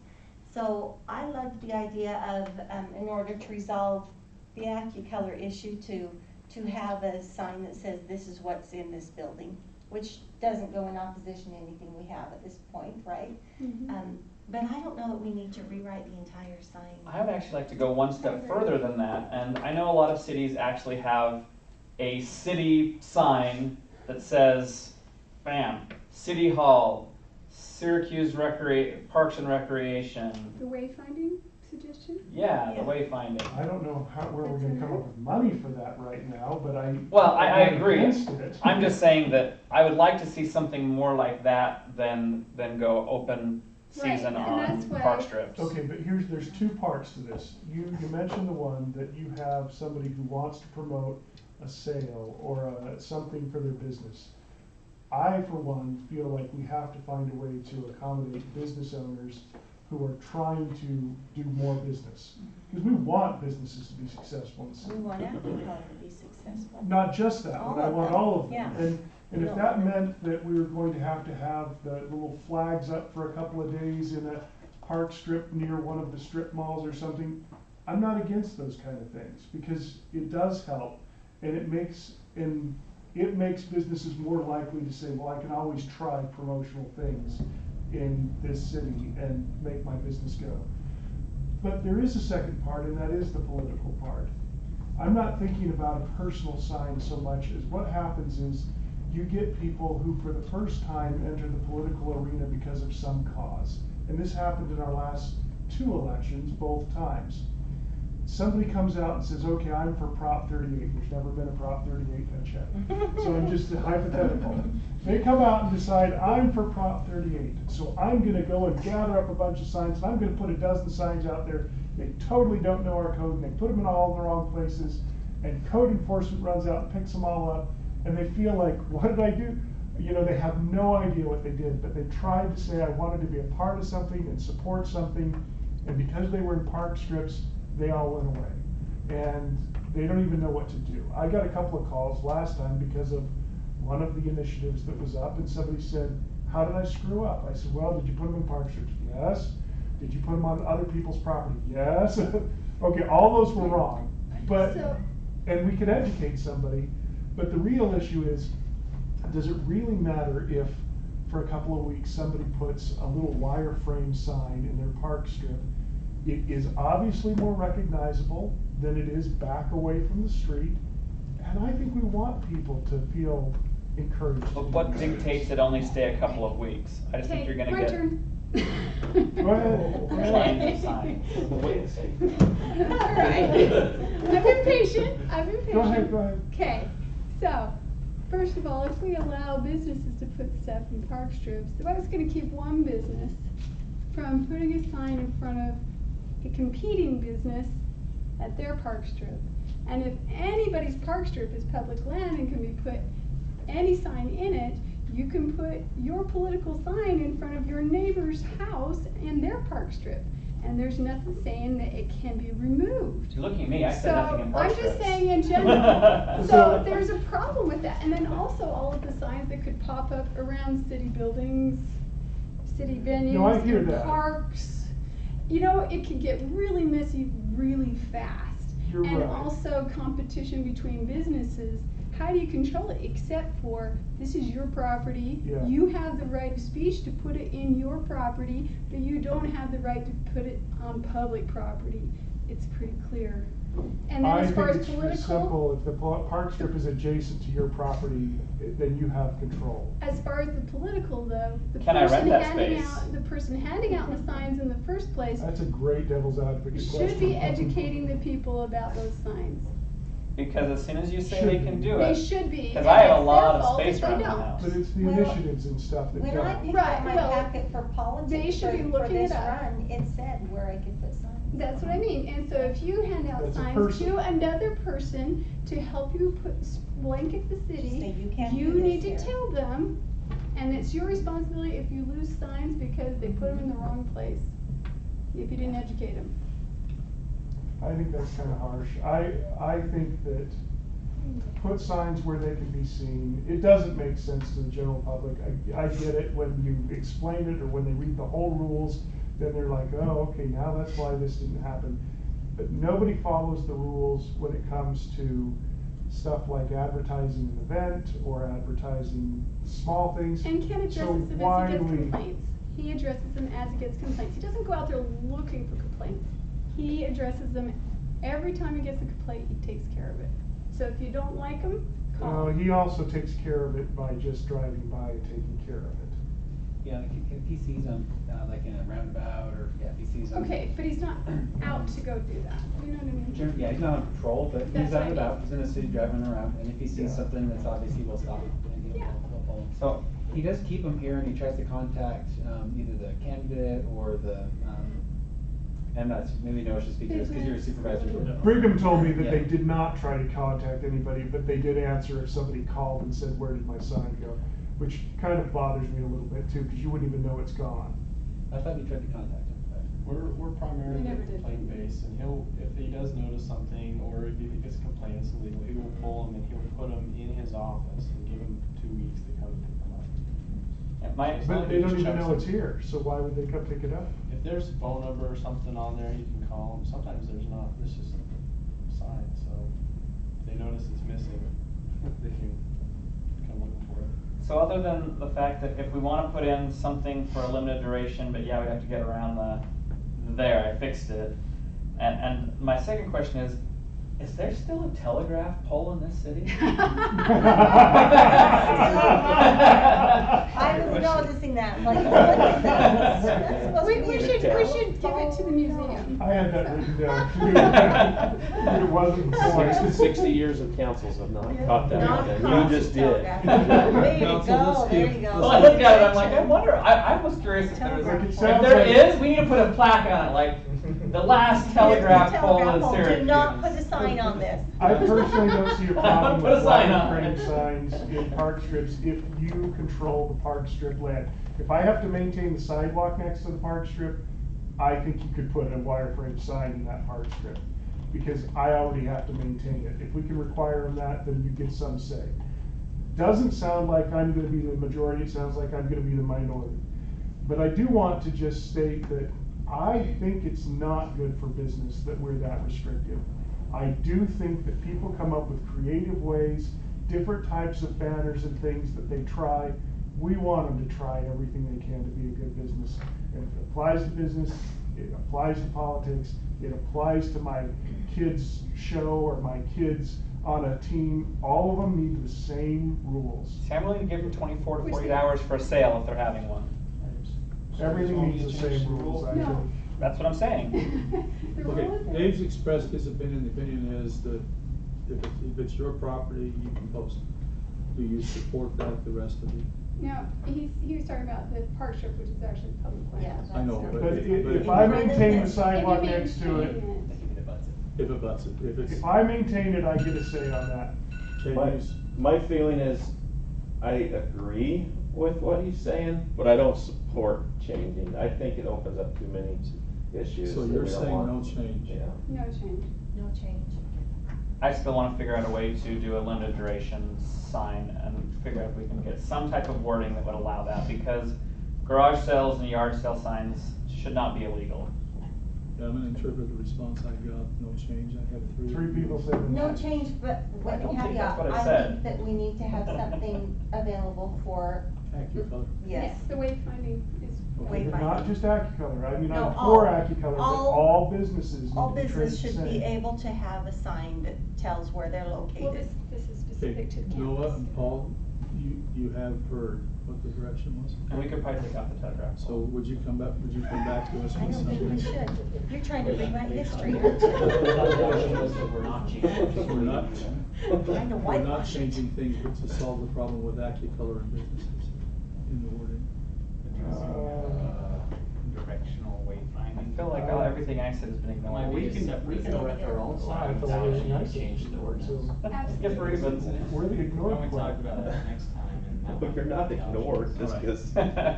Okay, we're gonna go to work. We We'll went bring another something back way. to you. Well, But right now, is this we only voted on change? Dave's. Thank you, Mayor. Okay, Oh, let's go. Jordan wants to be pretty specific. I'm gonna speak up for you, Jordan. He says, feels like he's being ignored, and he wants it clear what his idea was, so go. So are we opposed trying to find some wording to allow the temporary use signs for a limited duration? I know we'll have people that do that, but I think those would be the exception rather than the rule. You'll have to ask three people. If such wording exists, I'm okay with that because it also addresses a business that wants to put some special event or sale signs out. David? But I'm not sure it exists. I don't know that we can do,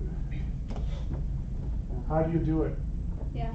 You'd have to figure out how to do it. I couldn't You'd have tell to you say until we figure out less how. than 48 hours, and you'd have to say, and you can't just remove it and stick it back in again. It has to be down for a certain amount of time or something like that, some duration, where you can't do a garage sale every single week.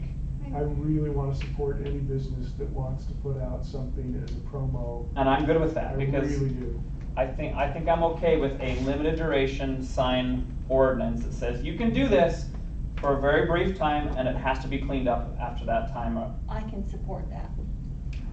So, one idea might be you can have it up for 48 hours within any 7-day period. I'd even say within a month or 30-day So period or if something like Saturday that. next to Sunday, Then your special events So can be once you taken put it care of. up, you gotta wait another 30 days. Yeah. If that applies Okay. to every business, including home businesses, Mhm. then I go back to my initial thing that it clutters the city and I would not want it. Well, what about political signs? Because a sign's a sign. It's true. A sign's a You have to sign. treat them all the same. It just gets so messy. I don't, no, I can't. Sorry. You'd have to go take them out. And which goes back to my original point. If you're going to that put up your is, signs for you 2 days can't and then have take it down for a some that month, apply to some and not apply to all. That's my biggest problem with our sign ordinance. We only enforce it when it comes to certain signs. you know, if there's a candidate willing to take his signs down, Well, put up signs for 2 days, We and then should- go down, take them all down and put them up a month later. We should. You know what? The tenacity of that, good on you. I'll vote for it. We should call out I our would vote for lemonade that guy. stands too. Yes, I recognize the chief. I just want to make sure that we're, as we're thinking of this, what you're saying, are you still saying you cannot post something on a sign? I understand, I know that it happens all the time, but there's a legitimate traffic safety reason to not allow these things to be posted to signs. Oh, yeah. Like, as an example, a stop sign, yard You sale. can put it you're on talking about, yeah. about. You I know, you agree. get a yard sale and they're on stop signs and telephone poles all the way down roads. We aren't saying we I want just- anything That on should a never pole, happen, no but, poles. but like on a. What about a telephone pole? I just, well, again, I mean, telephone pole, it depends on where it is, if it's in your intersection thing, it's a distracting piece for someone making that maneuver.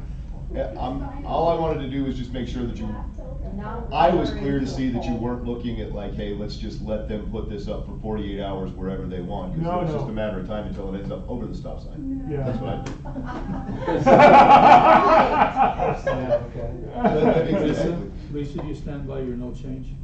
Well, yeah, because you guys just got it really wormy with all this stuff that you just, it became a giant can of worms. Correct. So I will stick with no change, but I do support what do we call it? A A wayfinder.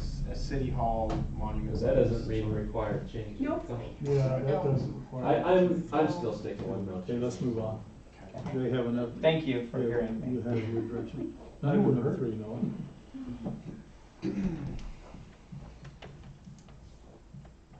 Home occupation standards, home occupation parking, so big trucks, home occupations. I included this chart, hopefully you had a chance to help you understand what a It big helps truck is a lot. and the poundage stuff. Apparently my neighbors have a big truck. So we talked about, a lot about this. Right now, you can have one truck. We talked about, well, under what circumstances, maybe you can have a few more, so I put some circumstances in there that you could have up to 3. Do you like it? Do you hate it? I like that. The only question is on the next page. Oh, sorry. Jordan, you're up. I Oh, hate wait. you can start if you want. Go for it. I give the floor to you, Corinne. Well, okay, thanks. Appreciate it. Okay. After you. On the next page though, it still says only one additional person may be employed. So if you're approving 2 cars, who's driving them? You know, so Where's that at? it's on number 8 on the next on page Oh, yeah. page 53. So and then I mean, why are we? I thought we were. I don't know any family members any businesses that have 5 family members working for it. maybe somebody does, but why is that even spelled out? Didn't- Why do we that- care? Didn't we address the fact that Yeah, people that's- could have, 'Cause this is about parking. Yeah, in a different, so this is now inconsistent with the ordinance that we worked on last time. yeah, Mhm. There are two home occupation text Yes. amendments going on. Yes. Alternate They have to be consistent, Yeah. and they're not. I think Corinne brings up a great point on So number if you 8. wanna wait until planning commission gets done with their recommendation, we can just put it together. We Yeah. can wait, I- or they you can need pass to, this. they need to be in harmony. Yeah. They just have to be. Yeah. If think we're that's a gonna great allow idea. someone to come and work there on a non-impact basis then I think that this Planning- text needs to be updated as well. Planning commission is talking about increasing that to 2 employees. Okay. Okay, Just FYI. so we'll just wait. I would say wait. I don't know. Just wanna wait? What do you guys want? I'm okay waiting, but I do But you like, guys like the text? I do like what's proposed. Yeah, I think do this is too, I better. like it Trucks. too.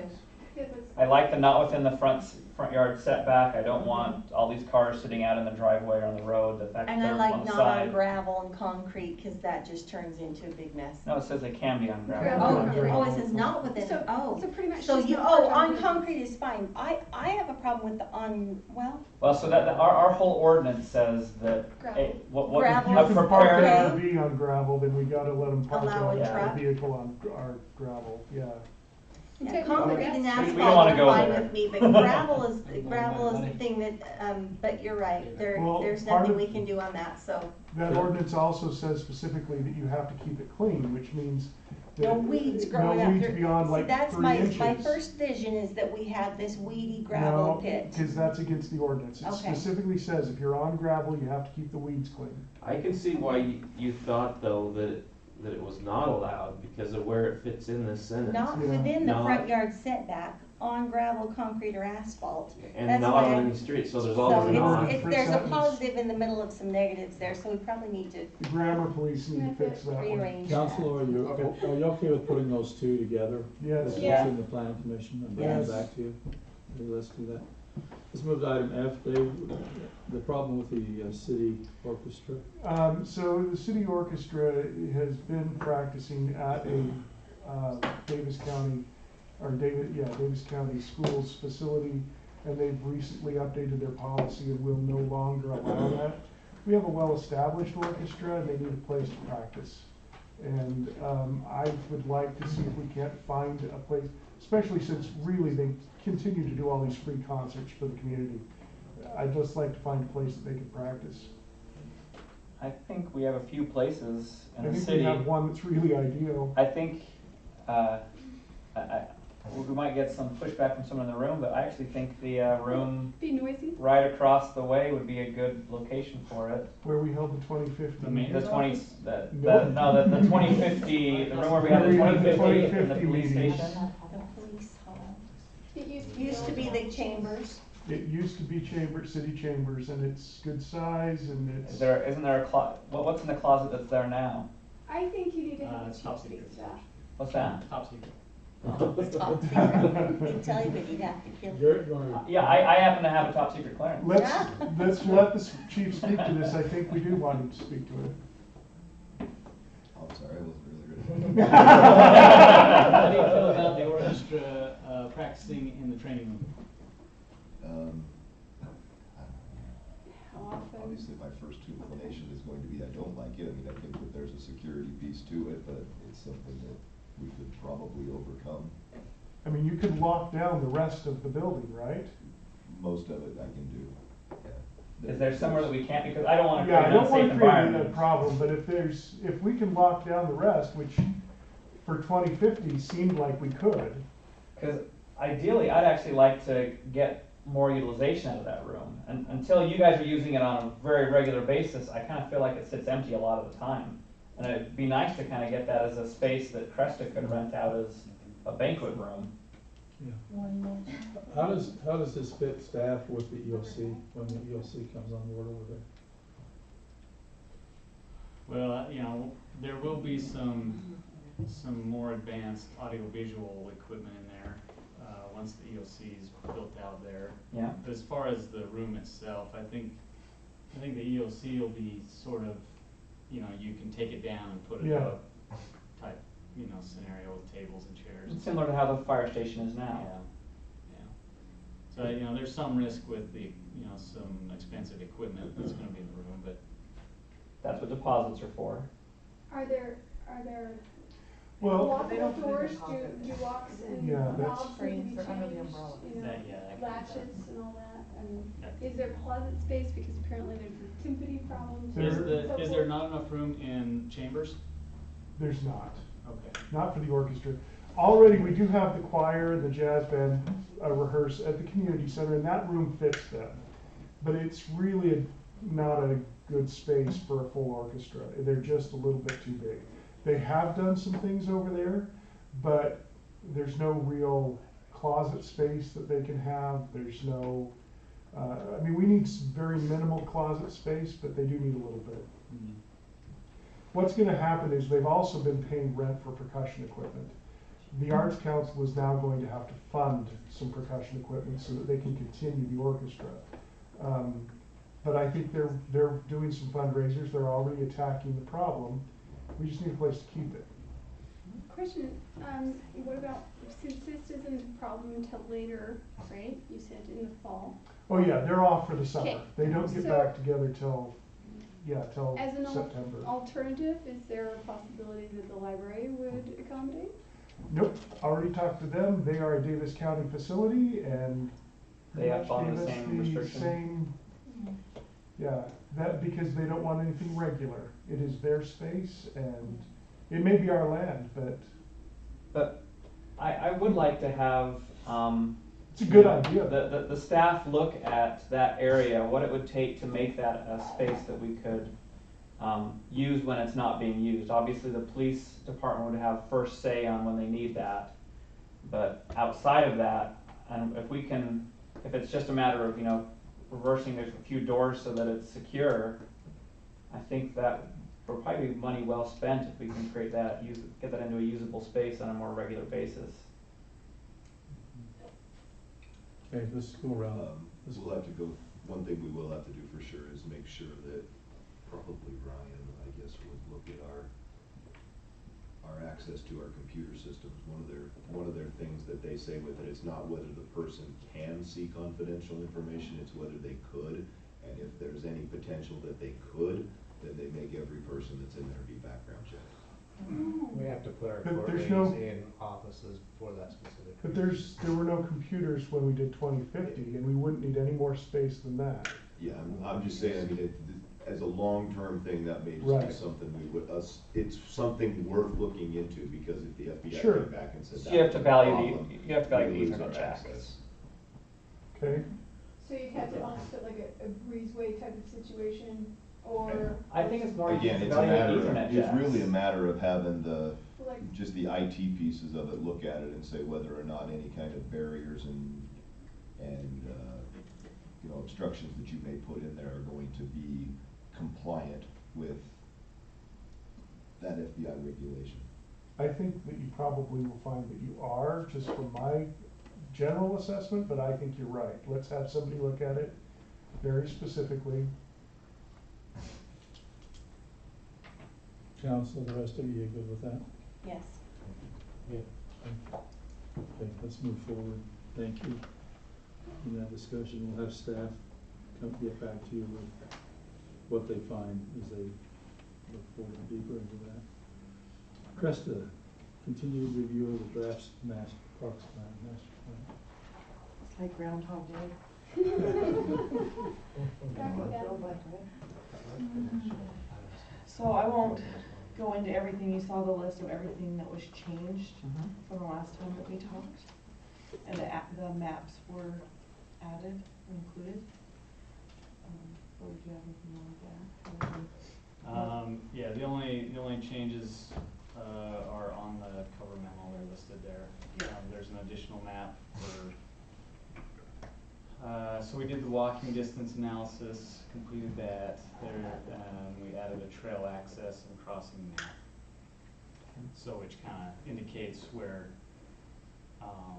current access points are, but almost all of those are gonna change when the highway comes through on the immigration trail.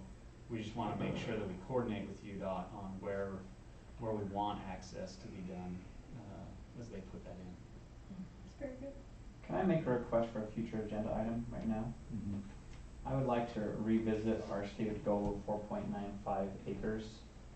Because I think we've exceeded that goal. That can be discussed tonight. Yeah, we can do that tonight. It's in the plan. Why not? It's part of it. Okay then, I would like, I don't have a specific number, but I would like to evaluate what percentage we need to get up to in order to meet our goal of, what is it, 70-30. Right now, we're 60-40, and we don't want to get rid of the land we have now and we're converted over to active space. I think I like our open space and the passive areas we have, but I just don't like having a goal that we've achieved and we just checked the box and said we're good. I think we ought to look. I myself like to write lists for something I've already done on them to feel like I accomplished something. All right, so we check the box. Now let's create a new goal. Okay, so here's I'm with Jordan, that I don't like the idea that we've already achieved this goal not because I don't like checking boxes, because I do. I love checking done boxes, but what I don't like is we know that we're not up to the level of service that we need. So that's like saying I'm going to set a goal that is too low to achieve my goal and check off that I did it. So that's my problem, is we know that we need more park space just to keep up with the recreation demand. So it's not an accurate reflected number. So I'd be curious, what amount of park space would we need to add in order to get a park or parks that would allow us to meet our 70-30 goal while at the same time, preserving what we have? We have that Under the regional current population. So maybe it's Right. just building a regional park, but right now, this tells me I don't need to build a regional park. Right. So yeah, on page 13, where it says activity mix, that section is under the analysis portion of the plan. Right. And it talks about that, and it says if you're gonna get to 70-30, you'll need 50 acres of active So it recreation. does tell you. It does. Yeah, build that. So, but what percentage is that?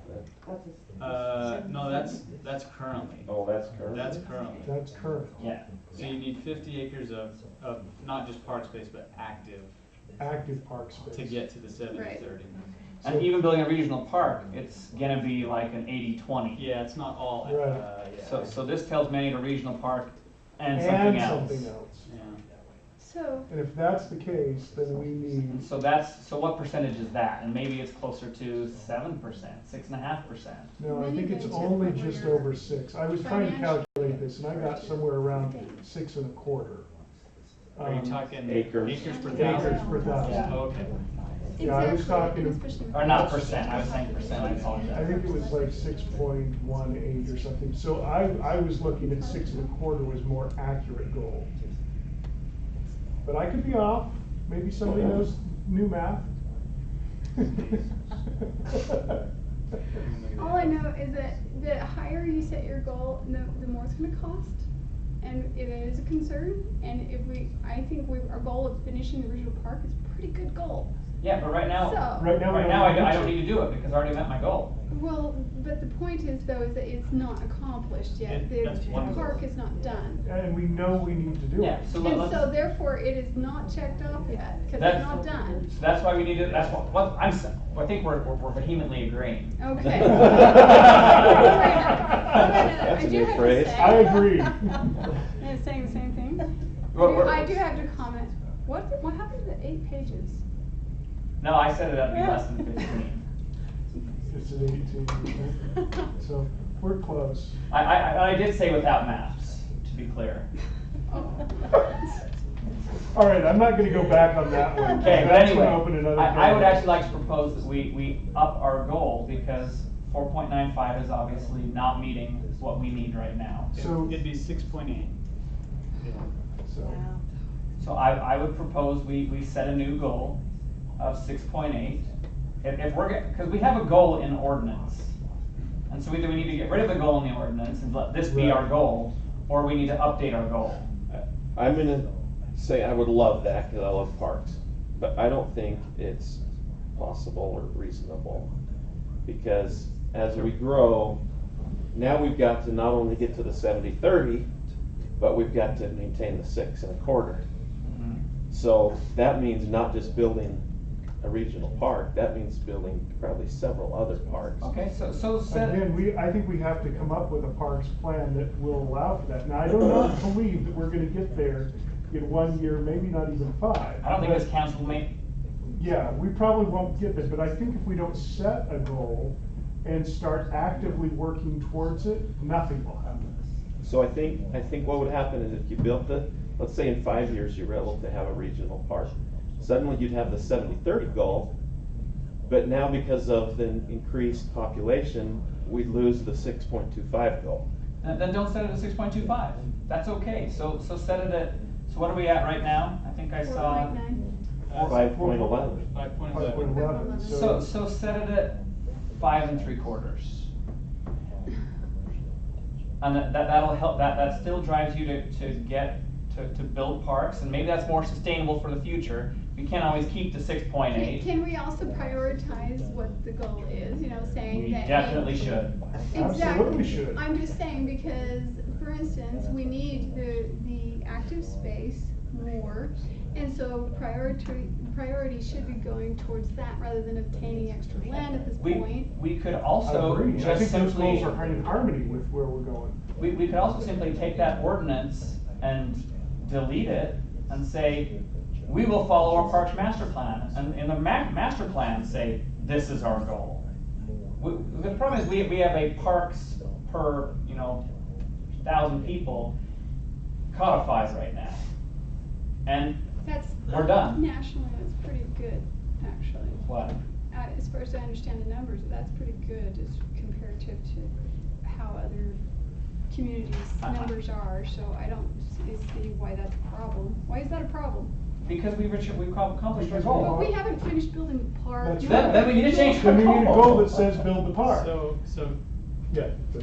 Circular thinking. one thing It we can is. do, and I think you're kind of getting at that with lowering the goal a little bit. So the number of acres per 1,000 is kind of like the size of the pie, and then the active versus passive is the Is portfolio. wedges, the wedges of the pie. So right now, we're just out of balance in our portfolio. Right. If we think we have enough park space today. So But I we think, know we don't have a big enough but pie. if we feel like we are lacking in park space generally, then we can make the bigger pie and then work towards the distribution as we go. The problem is though, is it spreading ourselves too thin? Which goal do we want to accomplish first, is what I'm talking Actually, about. Do we want to write developing them, the or- portfolio, or do we want to acquire more land? I don't think we can do both We sides. have land we haven't done yet. There's no reason to acquire any more land while we Thank you, have that's what I'm land. trying to specify. And you can While do we have both. land that we're not dealing Yeah, with, You there's no can, reason. you can grow your pie and adjust the portfolio Yeah. by building vacant, park. But with the current park land, yeah. So because I do think a 6.8 is probably unsustainable. Yes. Yes. I would recommend that at a minimum, we shoot for something like 5.5 or 5 3/4. And that still drives us to build more parks, but it's something that we can maintain as the city grows. Because once we build a regional park, we will probably be over what we need right now, and we'll grow into that regional park. And once we program that out, it's time to look at acquiring something else or remixing the distribution. But that will be another council and they can even change the Marks Master Plan if they want. But right now, our goal should be to finish the unfinished land, but even that includes a higher parks per population than we have written in And this. this is finished parks per population. Correct, the 5.11 is the So developed this tells park us we space. need to develop a So regional I- park and possibly Fremont. I appreciate the clarification, because that's what I was driving at the whole time, is which is the goal? To get more land or to? No. make- It's to make usable park Make space. usable space out of the land we And I own. can support that. Okay. So let's go with 5 3/4 right now. It's lower than the long shot, but it will drive us to finish the existing land. And that's all I want to do is finish the existing land. Just have a right goal. now. I actually, when you said 5.5, that seemed more reasonable to me. But that's just right now. I kind of want to see the numbers. I know, I want, hey, let's go parks at 8 acres I know, per thousand, but. that's not really doable. Right. No, you and I'm can't. not, yeah, so I wanna see what's doable on the math. I'm not gonna try to do the math right here, right now, but, Never do math in public. yeah. The math puts us over 6, and I don't wanna go there because I think that as the population increases, that It's will not also sustainable. probably come down. And so that's part of what I wanna see. I wanna see the projections of Aging population as of well. what So happens to less- these numbers in less 5 to 10 years, variation. if we're able to do it. Councilmember Peterson, so if you were to do 5.5 today, if you're, trying to like wrap your head around what that feels like, it's as if we would have another 12-acre development park in the city. So the regional So park. we want to at regional least be farm. projecting that we finish the 50 acres. So I'm gonna say, you could put this at 5 or 10 years, I don't care how it's calculated, whatever we think's reasonable, let's say 10 years. If the regional park is developed at that point, and we keep growing like we are, then where are we at with the 2 goals? Right. That's what I wanna know. That's- So Did you say 6 10 and a years? quarter gets us the regional park. But 6 and a that's quarter, what- but not with population Not with growth over population 10 years. growth, It drops a little bit. So that's why I see 5 3/4 is not a bad place right now, because then by just trying to finish off the 2 parks, we're actually talking about sustainable growth. By the time we get all the land we have now developed, will probably be about ready to require new land. Hey, where are we with the 5 3/4? I like I'm 5 there. 3/4. I say 5.5, because to me it's more realistic. It's just 12 acres to That meet the means goal. we don't even finish the park. All of it. All you have to do is do 12 acres of regional park and we've met the goal. We don't even have to build the whole regional park, and we've met the goal. That's what So Brody that's just why said. we're trying to say, we do want to, Except for. Okay. we may not build Okay. it right now, but we Okay. wanted the goal to get it done. I wanna hear the 10-year goal. Okay, so assuming that 10 years is 10,000 people, okay? That's pretty steady growth. We've been growing at about around 1,000 a Okay. year with 350, 360 homes. That's pretty aggressive, but we would need another 67 acres to be at 5.5. And that's not even finishing all of the regional and Fremont. That's, because Fremont's 22, right? Yeah. That same- Well, it won't be after. It won't be after UDOT's Call done. it- call it- But see, call it 15, 20. again, my And point they'll would be develop. that that's a logical goal, because we're gonna trade off some land, maybe, we're targeting about what we're talking about to finish just existing land. Plus, we got another 6 over by Legacy that's a maybe, who knows? But again, these are all just, you look at the existing land and I say, what would it take if we just finished what we have? That's a reasonable goal. So how about a compromise? We've Over got a 10 really years. weird I number agree. now, Over at 10 years. 40.95 or whatever it It is. is a weird number. Let's go for 5.6. That's a 5 compromise in between 3/4 the gets 5 us really 3/4 close. and 5.5. So okay, back up to your numbers. I'll do it. That gets us to what? So in 10 years, that puts us at what goal? At what not acreage? If you're at 5.5 acres per thousand, in 10 years, between now and 10 years, we'll need to develop another, call it 65 acres. Which is the Which whole the region. regional About park what is- we have. What about we have? Which is about what we have. So that that's okay. seems That's a good reasonable goal. to me. Okay, So 5.5 All right. seems reasonable to me. okay. Go back to Okay. 5.5. But because I like 5, I'm gonna say 5.55. I still say 5.6. Come on, people. Where's the money? Show me the Let's money. We're gonna build nothing without the Let's money. stop for just a minute. This is just a goal. Let's return to Krista. Krista, what was your established goal for this meeting? The biggest goal is to see if there was any changes that you guys wanted. I actually think this is a great document. It's good. There's still I need that one number changed, but we're It's talking good. about that. Yeah. So with that number change, if you guys are agreeing to the 5.5, 5. 5.55. I think I had 3 people nodding 5.5, Dave. Straight up, 5.5. Jordan, I'll go 5.6 with you. I like One more 5.6. number. And then if you guys could agree to that, what we'd really like to do is put this on the next So, business meeting to finally wrap it Appendix, up.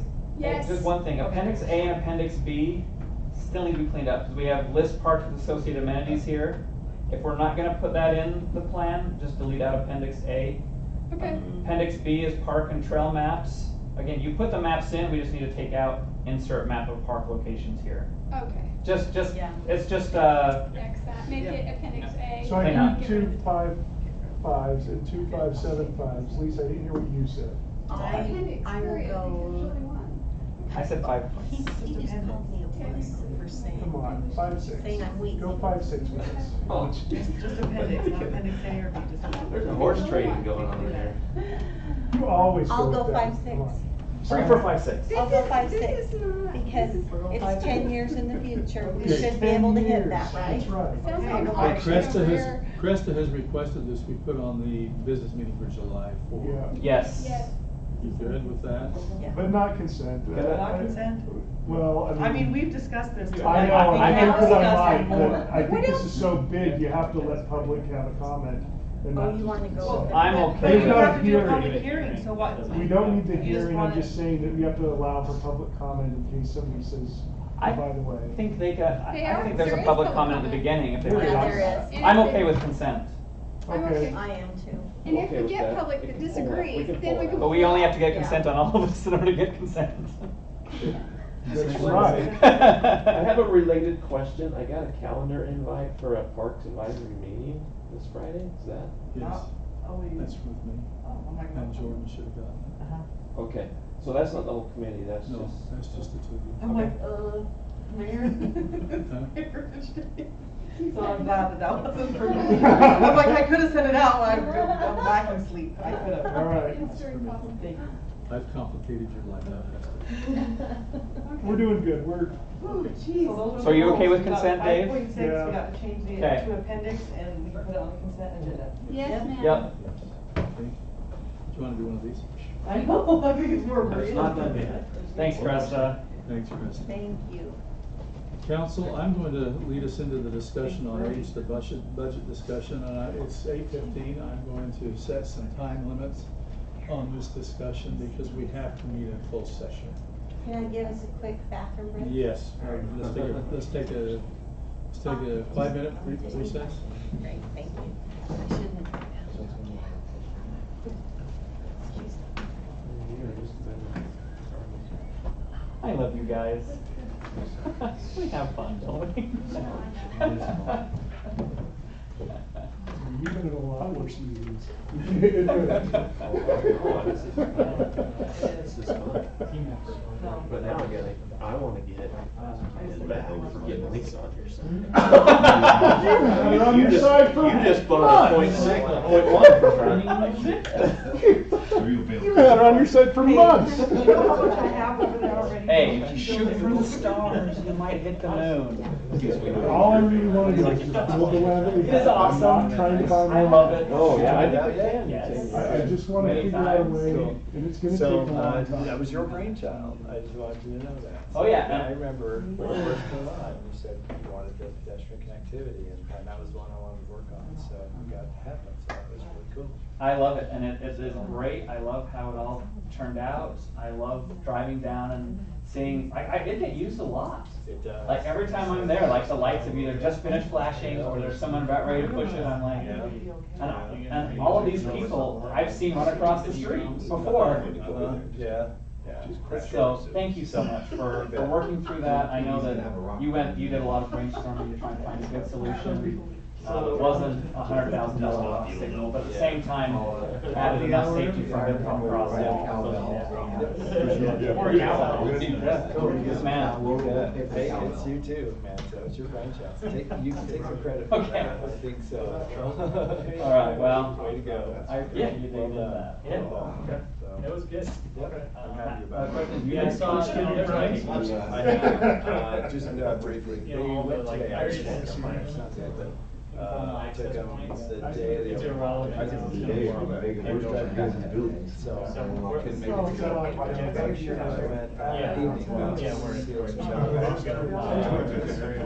I didn't stay too long, just enough to catch There weren't a lot of people there on Saturday. I think a lot of people were kind of standoffish because they thought there was gonna be a gazillion people there. And so everyone I talked to was like, oh, we're gonna go on Monday. And apparently everyone went on Monday. But no,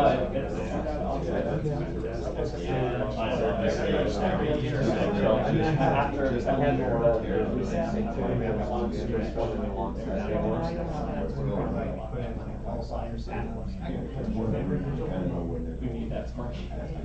They are a city service, I mean,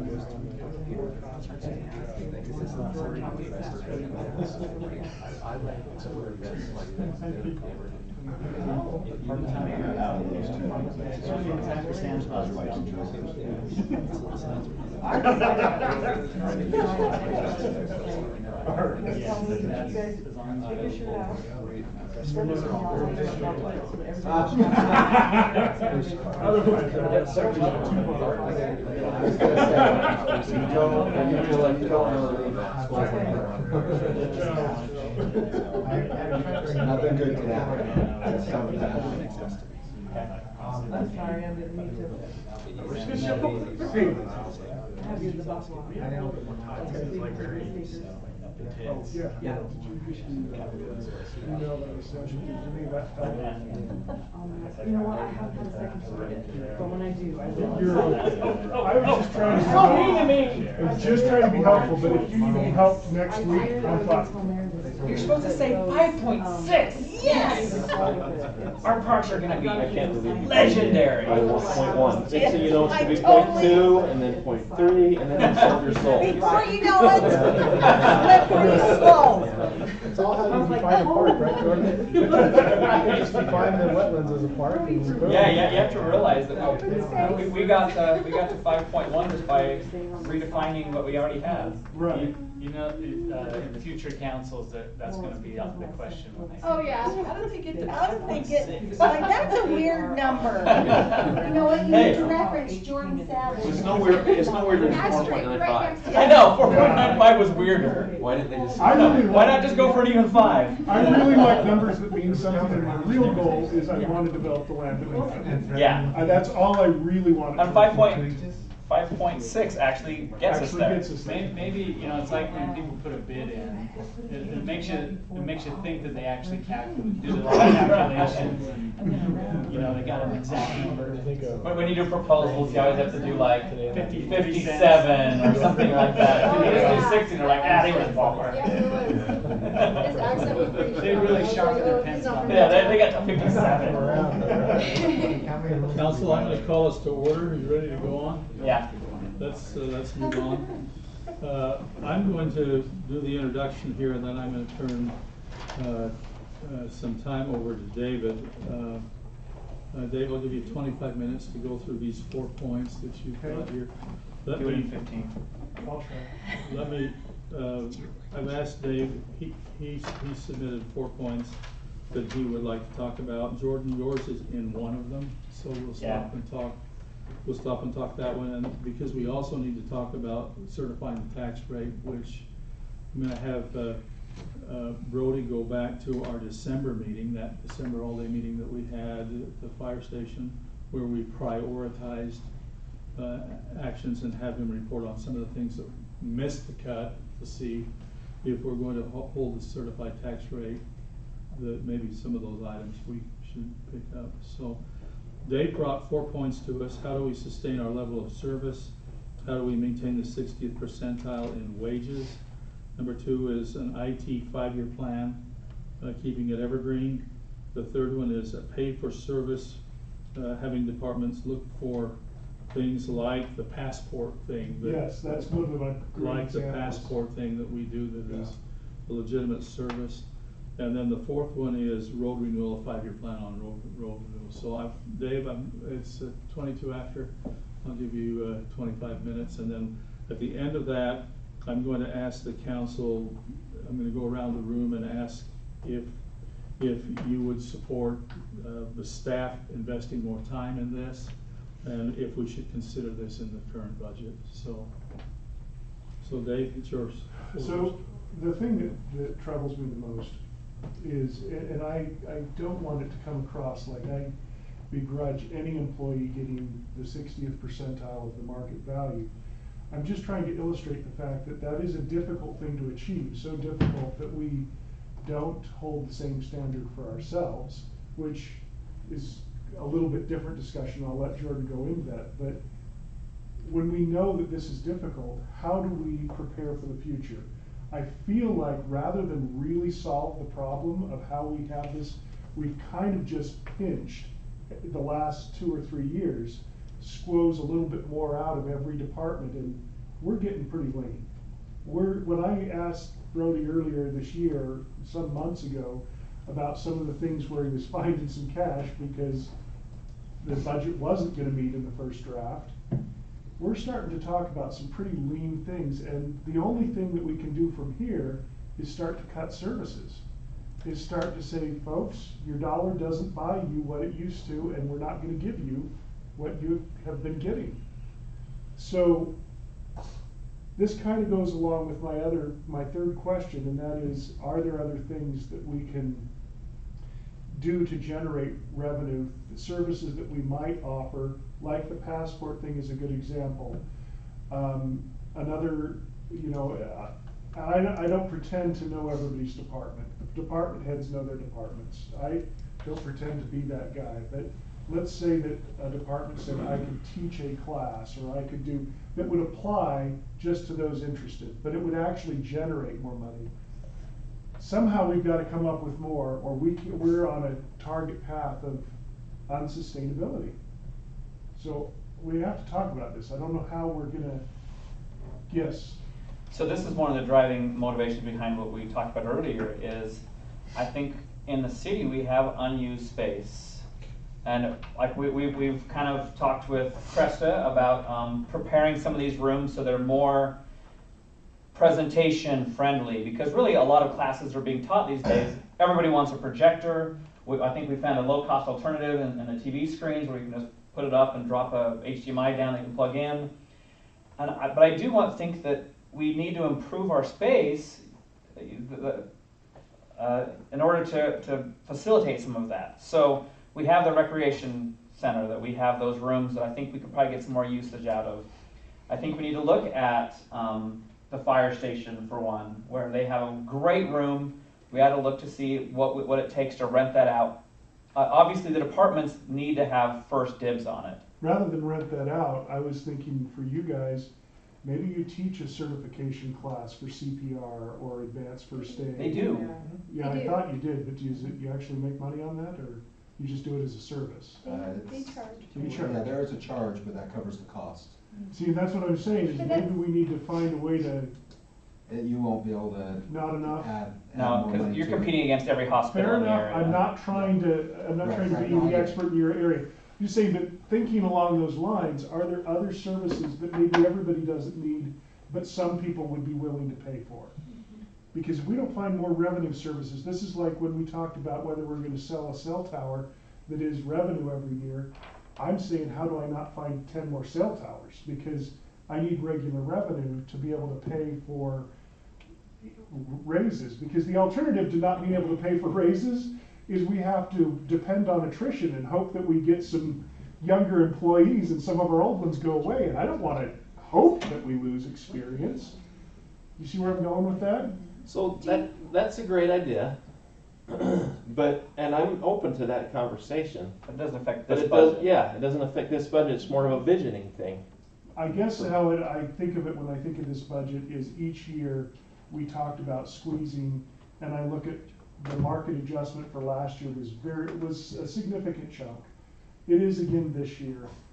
We thought 3 years ago that we were going to be on a course that was sustainable by kind of readdressing salaries and how we would go about this. It seems like something we can't keep up with. And I don't want to just keep kicking the can down the road. That's why I brought it forward. It's not just this budget. We found a way to get through this one. but will we find a way to get through the next one? I don't wanna keep kicking that can down the road. But I think that's a good challenge to kind of look at, to have everyone, I think we do it on a regular basis, but, you know, let's look for those opportunities. I think it's fine. But yeah, I agree, it doesn't necessarily affect this budget, so it's more of a goal as opposed to something that actually impacts this budget. Okay, so if we wanna talk about just what impacts this budget, let's go to your point, and that Okay. is, what would the appropriate salary be? Because we know we're not even at the 50% mark, we're way below that. And I'm not saying that I'm gonna support it either, I'm just saying that. I would just add one comment to the discussion here about creating new revenue that are not fees and taxes. Right. We have to be very careful what we do because we are a government entity and it's illegal to compete with business on it. Oh, And yeah. so you have to be really careful what you're charging for. Agreed, but rental of space, Okay, but we already do rent spaces, okay? So I'm just saying, there might be a few things, I don't know that this is the Band-Aid Some you're might be looking out of for, that. is what my it's my not, point. but it's finding the And pennies. also, and taxing the staff who's already maybe stretched really thin, that's kind of just be careful what you ask. That's all I'm trying to say, thank you. And along those lines, we had the discussion, Krista and I for a minute, somebody's asking how much it would be to rent out the pavilion at the new splash pad. And it was a very small amount that we charge and doesn't pay the fees It of doesn't what the even maintenance really- has to come yeah. and clean up after that.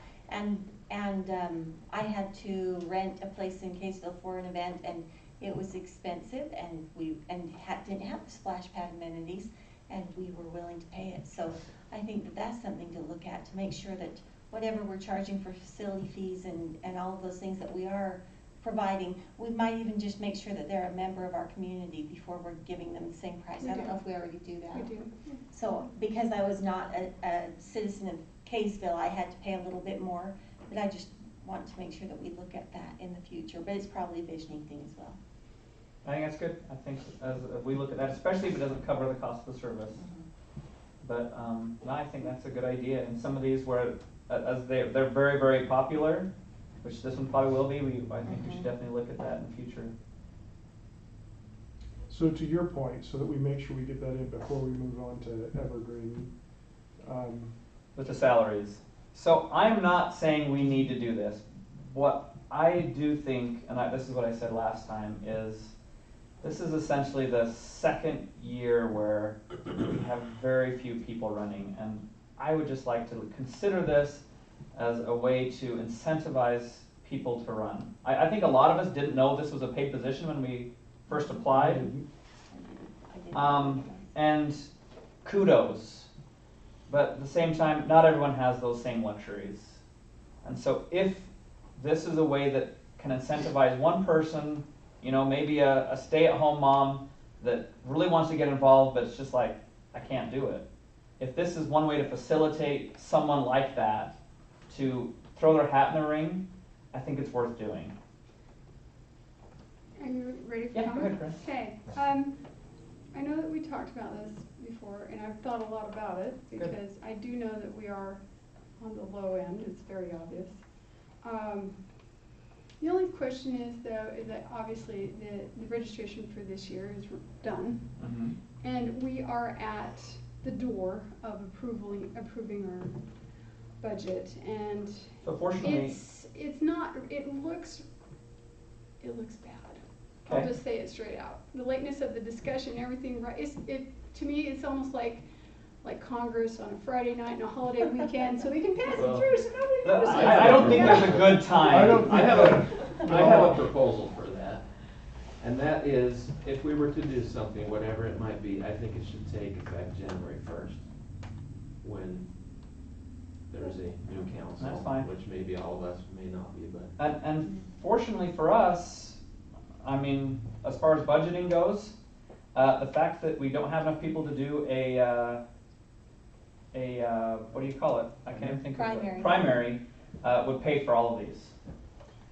Yeah, that is an excellent point, is that the lack of a primary means that we wouldn't even have to really adjust the budget. It would actually, we could bump it up all the way and it would still be there. But I'm not in this for the money, so I'm not, Agree. that's not my motivation, and I'm not gonna vote for it, but if There you we're, go. well, but if it's not gonna be, if we can't treat these the same as we treat everybody else, then we need to understand why. I mean, that's really Talking my about all of the point. other staff members. Yeah, I mean, if you say I can't justify it here, but I have to justify it there. Wait, Oh, I think there's a huge difference, in my opinion. Sure There's a there huge is. difference between what we do, and look who's here, well after their hours should be ended, you know. I think that, there's institutional knowledge in the staff that is worth I'm not, something. I'm not. And discounting that. I'm not saying this thinking you're not believing that too, this is just my opinion. There's institutional knowledge that has value to us. There's also, I would much rather have some of the very best people running our city and defending and protecting and basically building our city than somebody who is willing to come in at the low end of the scale. And I also think that there's a lot to be said for showing our staff that we value them and are willing to pay them. It's kind of like when people I don't think say, that's not this discussion point though. oh, well, I thought that's what you were, well, Dave Alluding did bring to. that Okay. up. Dave He did. said, is this the same and why are we not willing to treat them the same? This is different in my opinion, because it's the same thing to me as saying, if you're a new customer with this Comcast or whatever, we'll give you this deal, but not those of you who've been with us for 20 years. I think there needs to be a tremendous amount of acknowledgement of the value that they bring to us because of institutional knowledge, tremendous service, and having some of the best people. And I agree with everything you just said, but I would say all those same things should apply when we're trying to incentivize That's someone my for point. city council. Because it's Don't we this want the council best people that to tells be- them what they can and can't do. Yeah, and I, We need the and best I people think, on this and council. I completely agree, we need a tremendous council. However, we're not dealing with, providing whatever we're going to make as a council. It doesn't begin to pay bills. No, Like, no where- one's debating that point, but It I'm doesn't saying, even touch, But it barely covers I'm our saying- It Dr. pays like Pepper. 50 cents an hour. but So I'm that's saying the if it problem. incentivizes one more person to run, like I said, if it's someone who would normally stay at home, but this incentivizes them to throw their hat in the ring and give the voters one more choice, then great. And if we want to push it off to the next budget when we're coming up on election year, I don't care. I'm just saying we need to have this conversation because at some point, we have to do something because something is keeping people from running. And I don't know if this is it. I know that anytime people have asked, well, what do you guys make? And I'm like, well, and I'll tell them. Well, It's and public online, record. you can pull it up online, it's Absolutely. completely wrong. And people are always like, what does it say online? It says we make like 24,000 a year. Oh, No, you mean as the total? Yeah. No. Yeah, it just doesn't. pull up what Syracuse, Utah City Council, that's what it says. I'm not on our website. No, not on our website, But just On generally Utah's on. right to know, it includes yeah. the Maybe that's Medicare and Syracuse, Social New York. Security. Maybe. I know, it should be New York. We don't, Yeah. but regardless, I'm just saying, if this is But one the more city thing that can pays get someone to our throw a hat in the portion, or their ring, portion. I'm willing to look at And it. that's all. And if there's zero support for it, I'm good with that. I'm not looking to get a raise.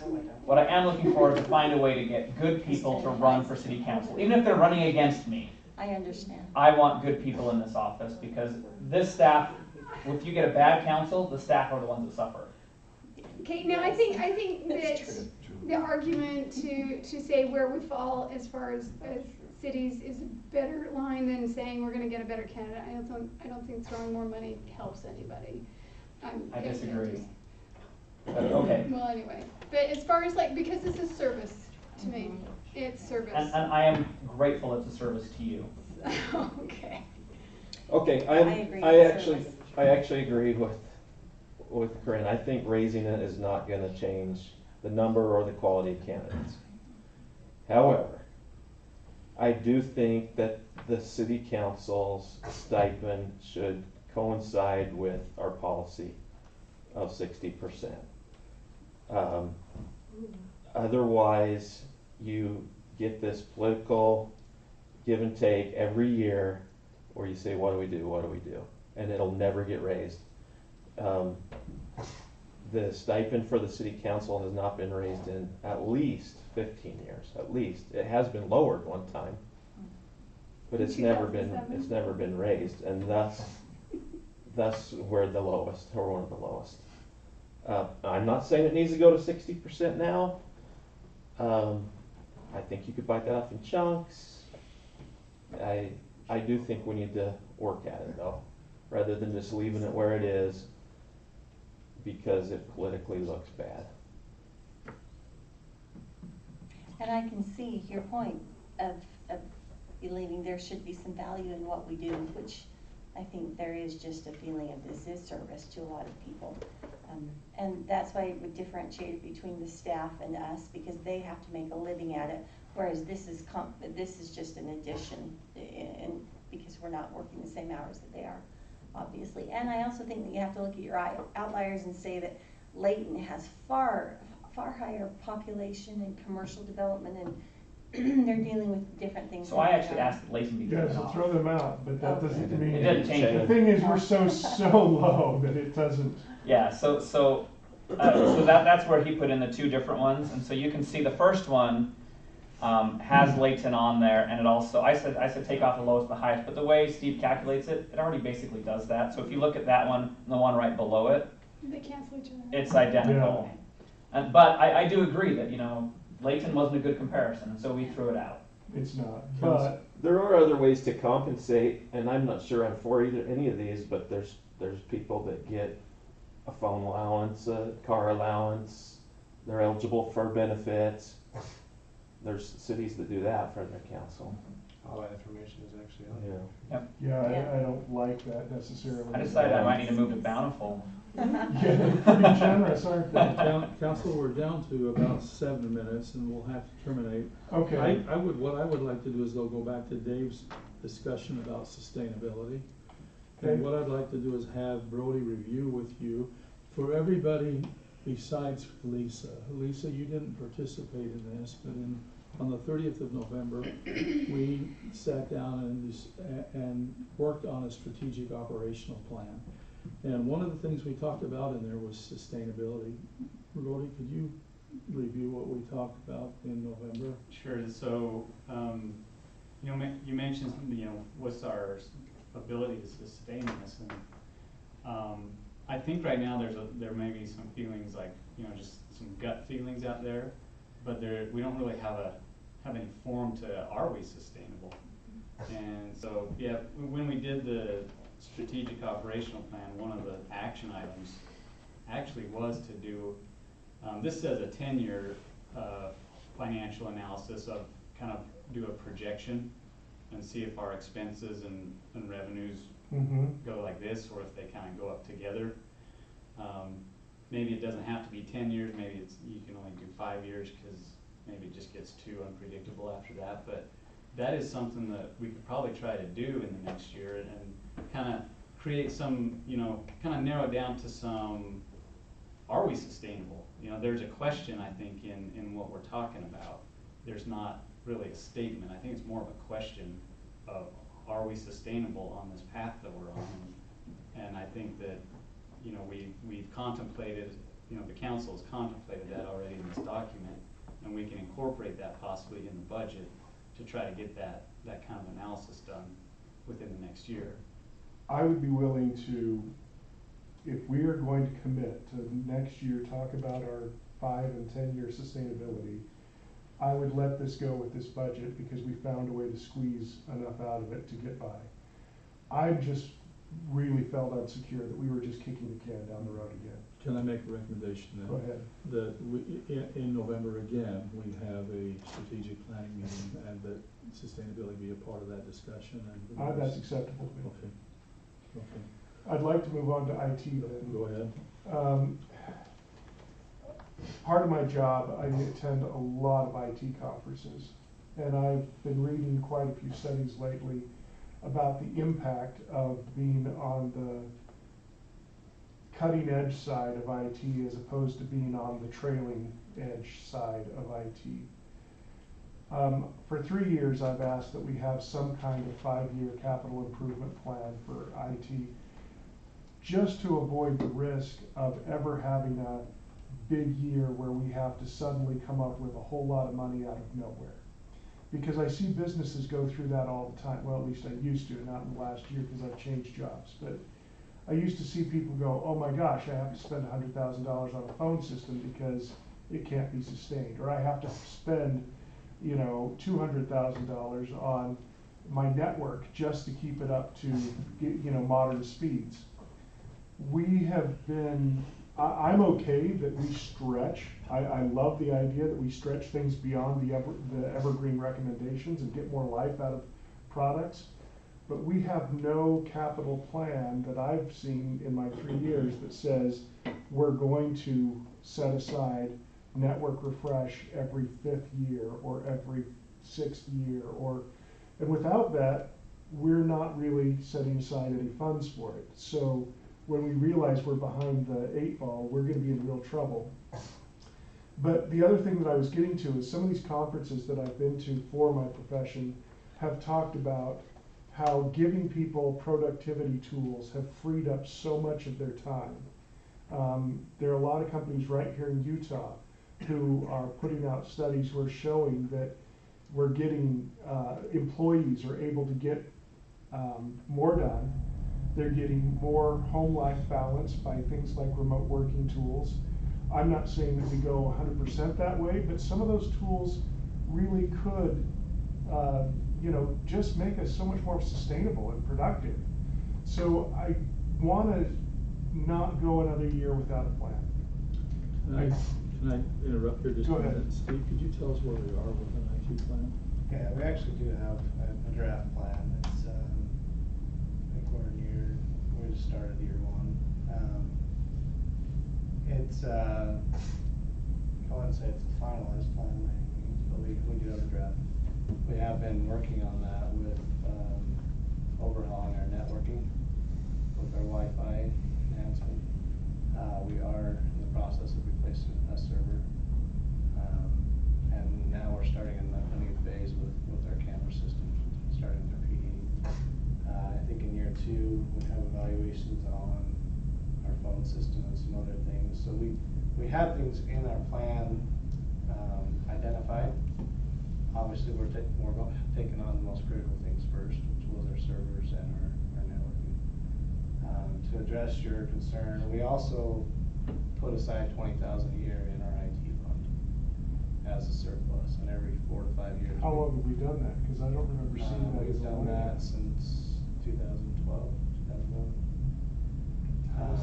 We actually used it a couple of years ago to do all the network switches. To do the network switches. So all that money was saved up in the fund to pay for that. So that was our big refresh that we did a few years ago. And in this budget again, we budget for a $20,000 surplus we put into the fund. I think we're in year 2 or 3, so we're up to $60,000 that we have set aside. So we are doing those things as we identify, you know, the big ticket items in our plan. We'll move forward.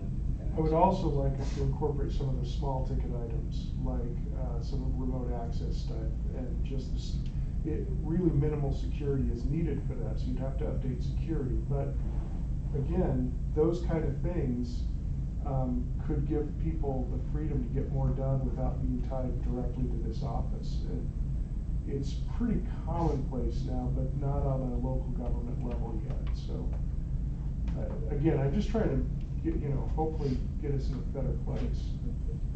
Dave, you had I had one more road renewal discussion. This has been kind of an ongoing thing, but we have this situation where a couple of years ago we realized that we were putting a lot of our emphasis on overlays, and we still have some pretty bad roads. At that time, we discussed getting the 3 worst projects taken care of, and I know 2 of them did happen. But I want to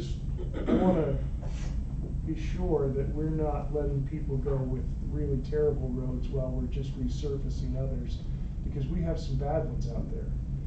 And the other thing that I'm really concerned about in regard to roads is that when a new development goes in, that road may have been sustainable without the big trucks on it for a few more years, but I recently saw what happened to my own road. You put a subdivision in next to, you know, this, just the traffic on that road at least took 3 to 5 years off that road. Because it's so bad right there on that one intersection that, and it didn't look that way at all before the big trucks came through. So, what are we doing to make sure we don't have people driving on these alligator roads? Are we there? Don't we have a rotating 5-year list? We do, but it's all. Put some tire rippers on it. Do we have extra, like we did before, when we took care of? But we seem to be doing more overlay than we do getting these roads. We There's do still a lot of overlay. Yeah, so we do a combination of both. We haven't, we did do a combination of overlay it was a year or two ago. We did Linda Vista, and Canterbury. Well, we just did Canterbury, it was an overlay, but we also did all of Ranchettes. So we did a balance of both. Reason being is because some of the projects require a full construction of the road as well as the water lines, sewer lines, storm drain lines underneath.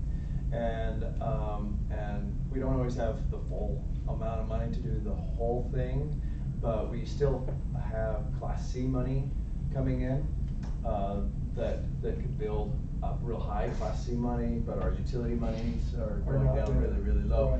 Right. So we figure we'll do what we can with the full rebuilds, and then we'll use what additional Class C money that we have to do some of these overlays. So we're taking care of a little bit of both. Doing the overlays also helps so those roads don't become full reconstruction. So it does lengthen their life, but there are a lot of roads. Robert, would you also take a minute? Council isn't involved in the meetings that we have with UDOT, and could you talk a little too about the tenuous nature of things in the city with relationship to the UDOT improvements and how we've got to be in a situation that so we're kind of in a tenuous situation there. Yeah, a lot of our money kind of got shifted focus to the UDOT project. So 2000 West took a lot of what we would have programmed to some of these other roads. 1000 West has needed it for a long time, and even some of the other subdivisions. We advanced ahead. Ranchettes was great. We still have some more work to do in the Cook Elementary neighborhood, and I think Crystal Gardens is kind of coming up on there too. Those are some of our older neighborhoods with older infrastructure. So we had to take that money that we had programmed. It's still on our list of needs, but the UDOT projects became higher priority for us because it was cheaper for us to do while they had the road open anyway. So we didn't have to pave over our road. They did all the paving, so it ultimately was cheaper. Plus, UDOT ended up reimbursing us for some of the costs that they would have had to interrupt anyway for some of our stuff. So if they would have had to loop a water line to get around one of their storm drains, they reimbursed us for some of that. So we recouped some of it. We just had to redistribute. We had to reprioritize our projects because of UDOT's. And we'll still have some of that coming up with the Emerald Drive widening, the West Davis corridor, the SR 193. Some of those kind of take a forefront. Along that line, I'm just really concerned that we don't get, I know we have to do what we have to do, and we don't want to not take advantage of what UDOT is paying for that we can piggyback on. I hear that, but I also feel for those citizens who say, my project keeps getting pushed. My road keeps getting pushed and I can hardly drive on it. And so I'm just sensitive to that, and I kind of wanted, when I see a lot of overlays listed, and I know overlays are cheaper, so it's not like, it's not like I could trade those one for one, but I see a lot of overlays in our capital improvements, and I don't see very many rebuilds. You have a comment. That's the reason why, really. It's the money. It's about the money. So. Yeah, trying to get it up. And to that end, depending on how big of an issue the council wants to make on that, and how aggressive you want to be, we could have Public Works review and kind of identify which segments of road are quote unquote overdue,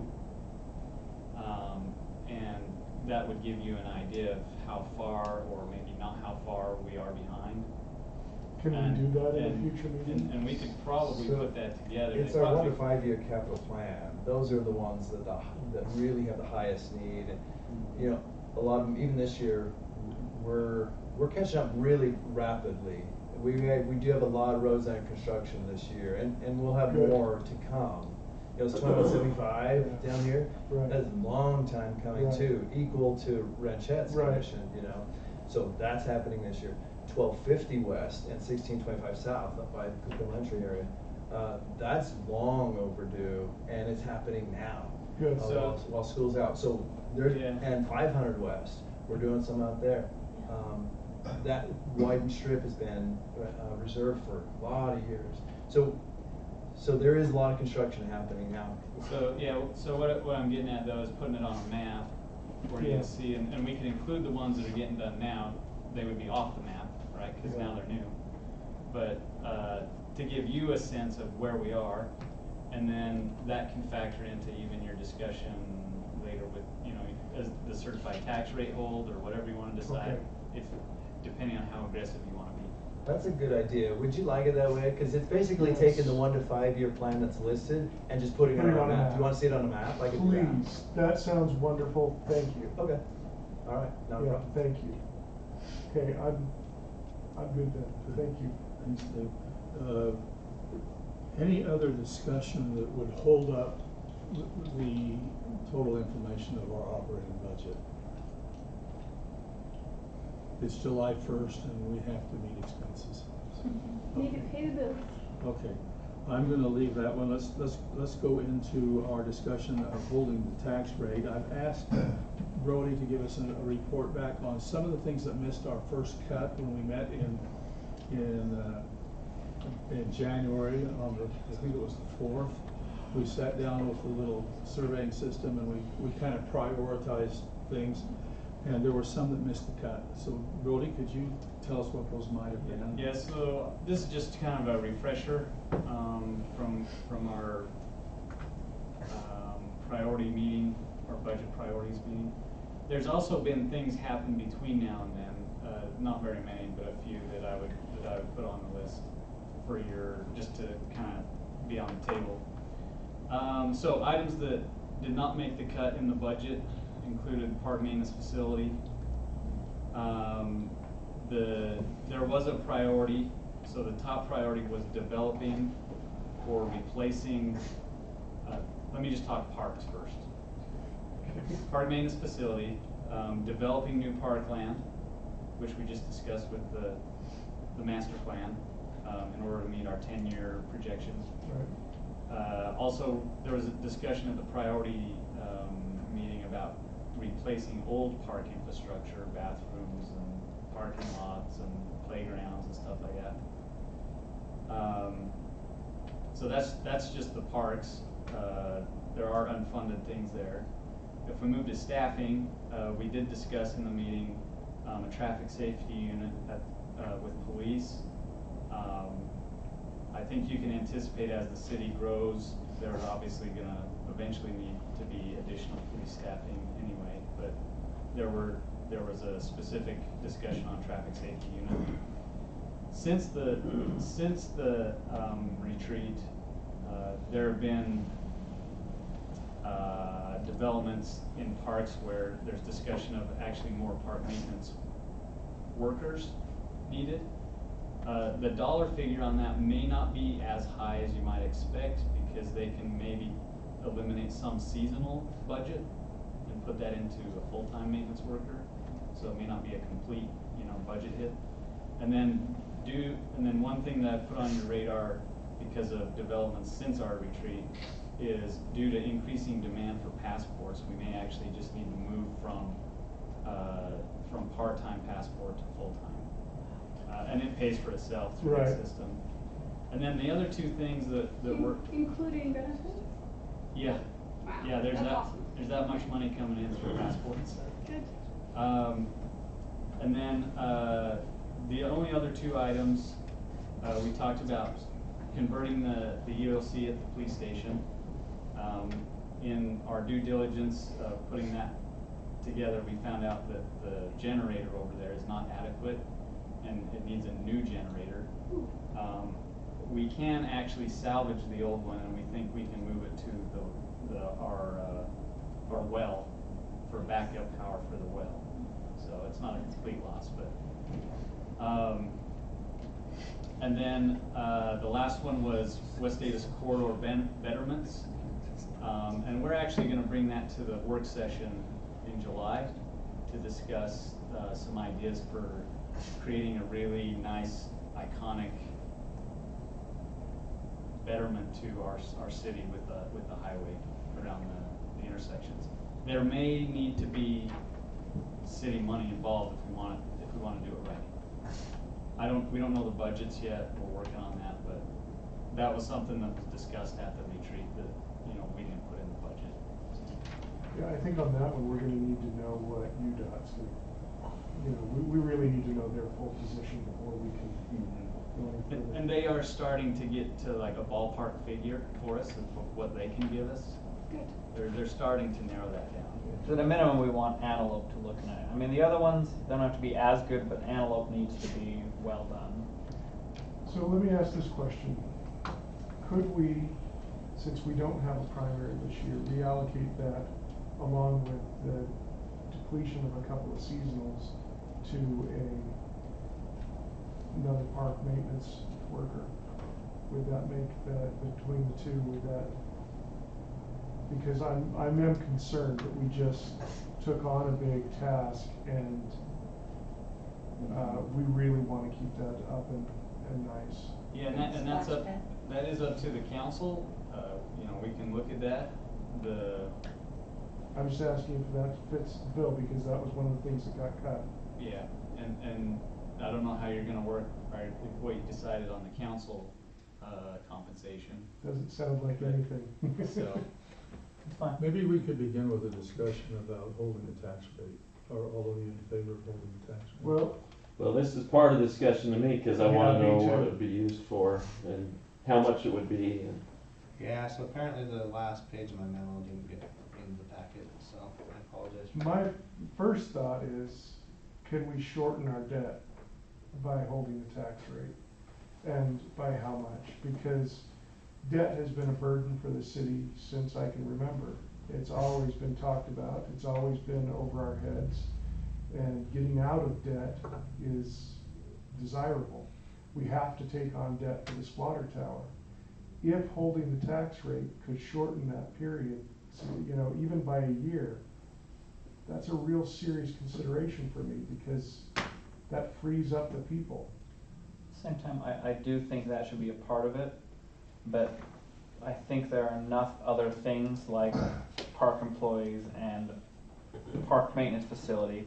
I think that part of it can go to buying down debt, but the rest of it needs to be to reducing the risk that we have, specifically with regards to damage of equipment in the park maintenance facilities. I'm not saying we build it immediately, but just like I've been advocating, we need to save up and build it without going into debt, preferably. And so if this helps us get to the point where we can start putting money away to build something so we're not paying interest at all on it, that's also a boon to us.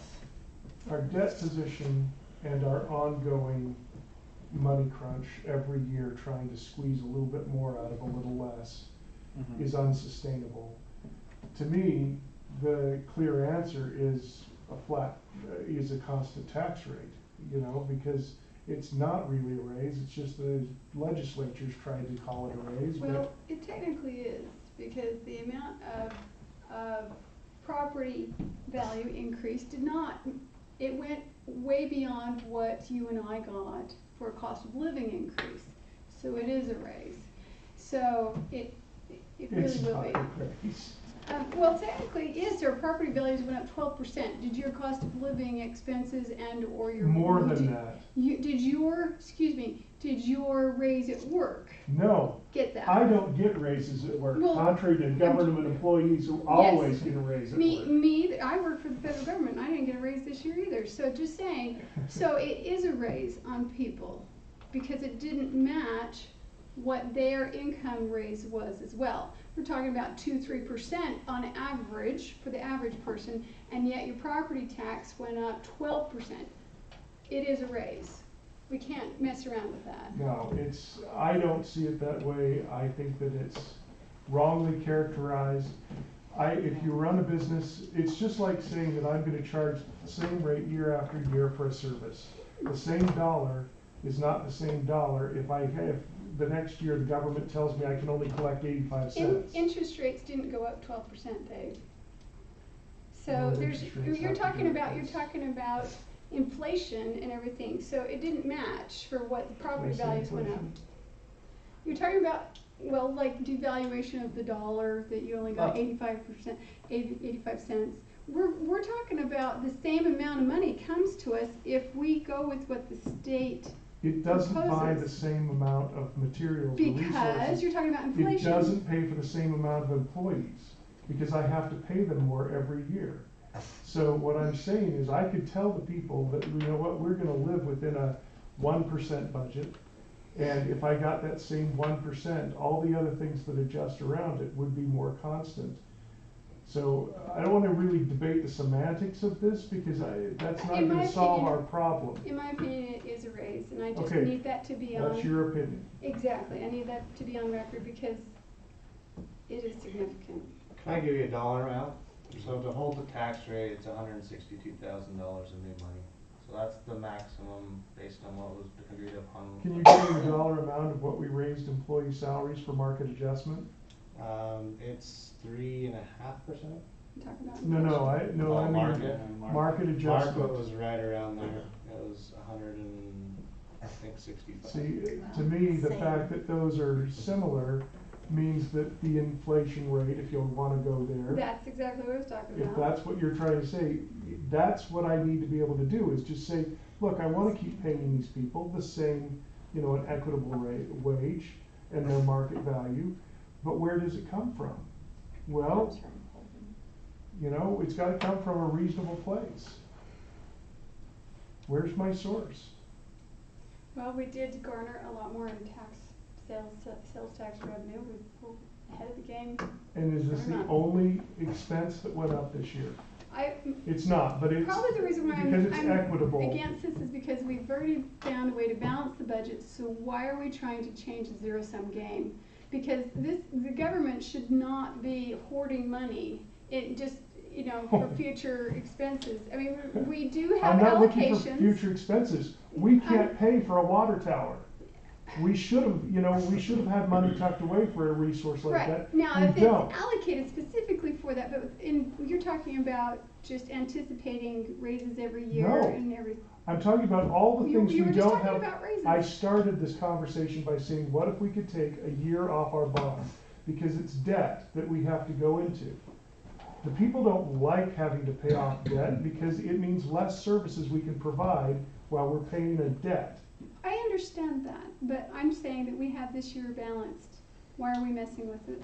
Why we're messing with it is because I'm taking on new debt. That's my number one concern. Could I take on less new debt? And would the people rather get it paid up now or pay But that would the come- long-term interest on But it? that would go into a general fund rather than be out of the utilities. We haven't determined where it goes yet. No, if you hold the tax rate, it goes into your general. Okay, but we allocate it from that general fund anywhere that it needs to go, that we find that it's best used. I'm talking about using it to burden people for a shorter period of time.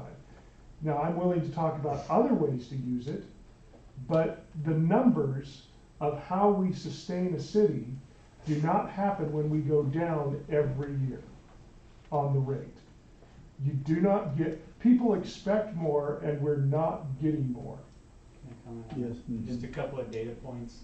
So the year-over-year consumer price index on the Wasatch Front from June to June is 3.4%, and then on the debt issue, you would have the water tank and then the building debt, and generally speaking, I think it would reduce the term of the debt by 1 year. Right, the term. Yeah, by 1 year, And, that's and what so I. you'd realize the benefit in 2028, 2029. Sure. And, the building one is already general fund money essentially, so you could easily pay that one off. The other one, you'd be transferring it into your utilities. I think really though that this goes back to the premise of, do we wanna hold the tax rate? So I think I'd like to just a little survey of, if you feel like we should hold the tax rate, I don't know that we've made that decision yet. Do we wanna go forward in holding the tax rate, or it sounds like Corinne's advocating we balance the budget, let's not do it this year. So I guess what I'd like to know is where you each stand in holding the tax rate. Quickly, will this be shown to the public as this tax increase? Because Yes. we talk about it as a hold, but they'll see it as an increase. Yeah, by law, that ad is what has to go out. That's to state all the- verbiage. Yeah, that- Although they don't follow it. Because The they, state doesn't they follow it? they hold the rate every year. They give their surplus to also. Let me just survey That's hardly- you for how you feel, and then I'm gonna make a recommendation for future years. So, Lisa, how do you feel about holding the rate? Well, if we're balanced this year, I feel like this can wait a year. If we're sustaining ourselves now, I struggle with saying to our citizens, we're going to be increasing your taxes.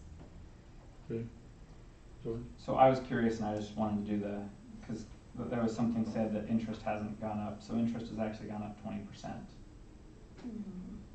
From 3.4 to 3.8 is a 20% increase in interest rates. So inflation has gone up more than 3%. It's gone up more than 12%. So I'm saying we're on par. But I'm also talking about your income also. I know, but you specifically brought up interest. I'm Pardon just me. saying that wasn't true. I actually think that we balanced the budget. Apparently it was a little hit and miss for a very brief time. I think Steve does an awesome job.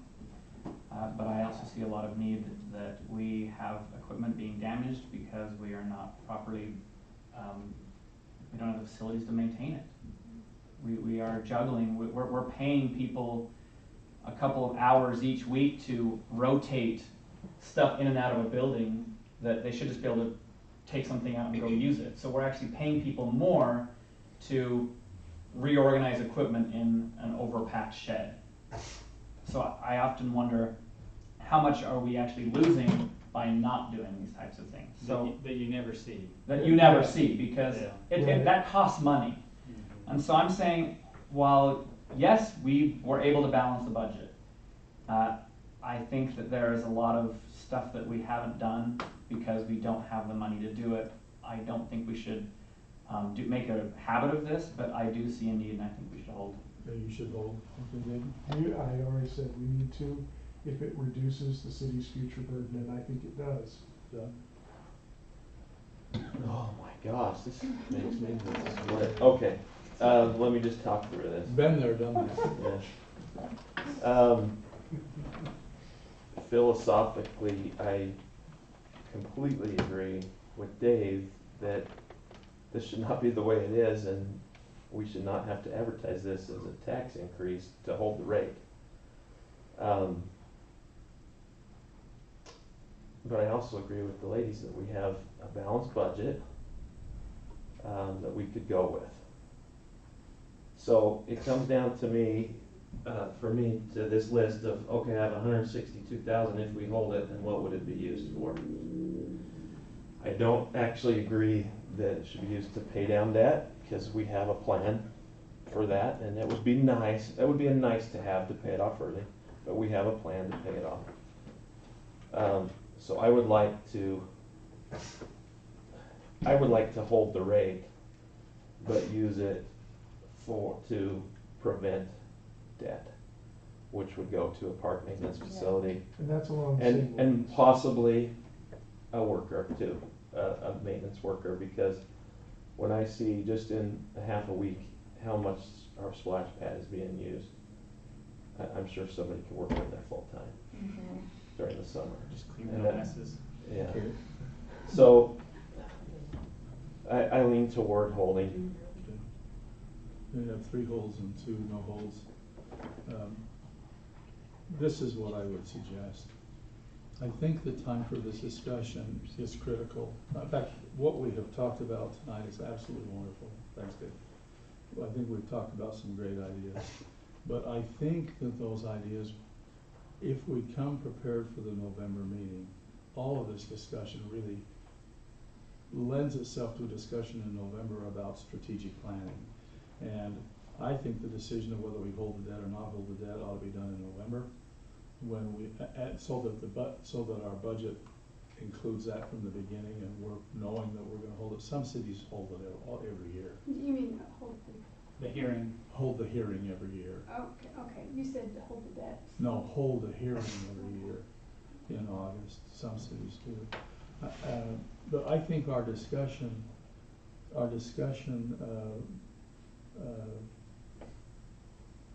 you've given direction to the staff now. Did you hear it?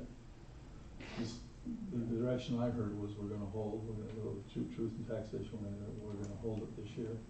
But I think that discussion ought to happen for the next budget season a little earlier, and that we do it maybe in November, at least by the January meeting when we meet together.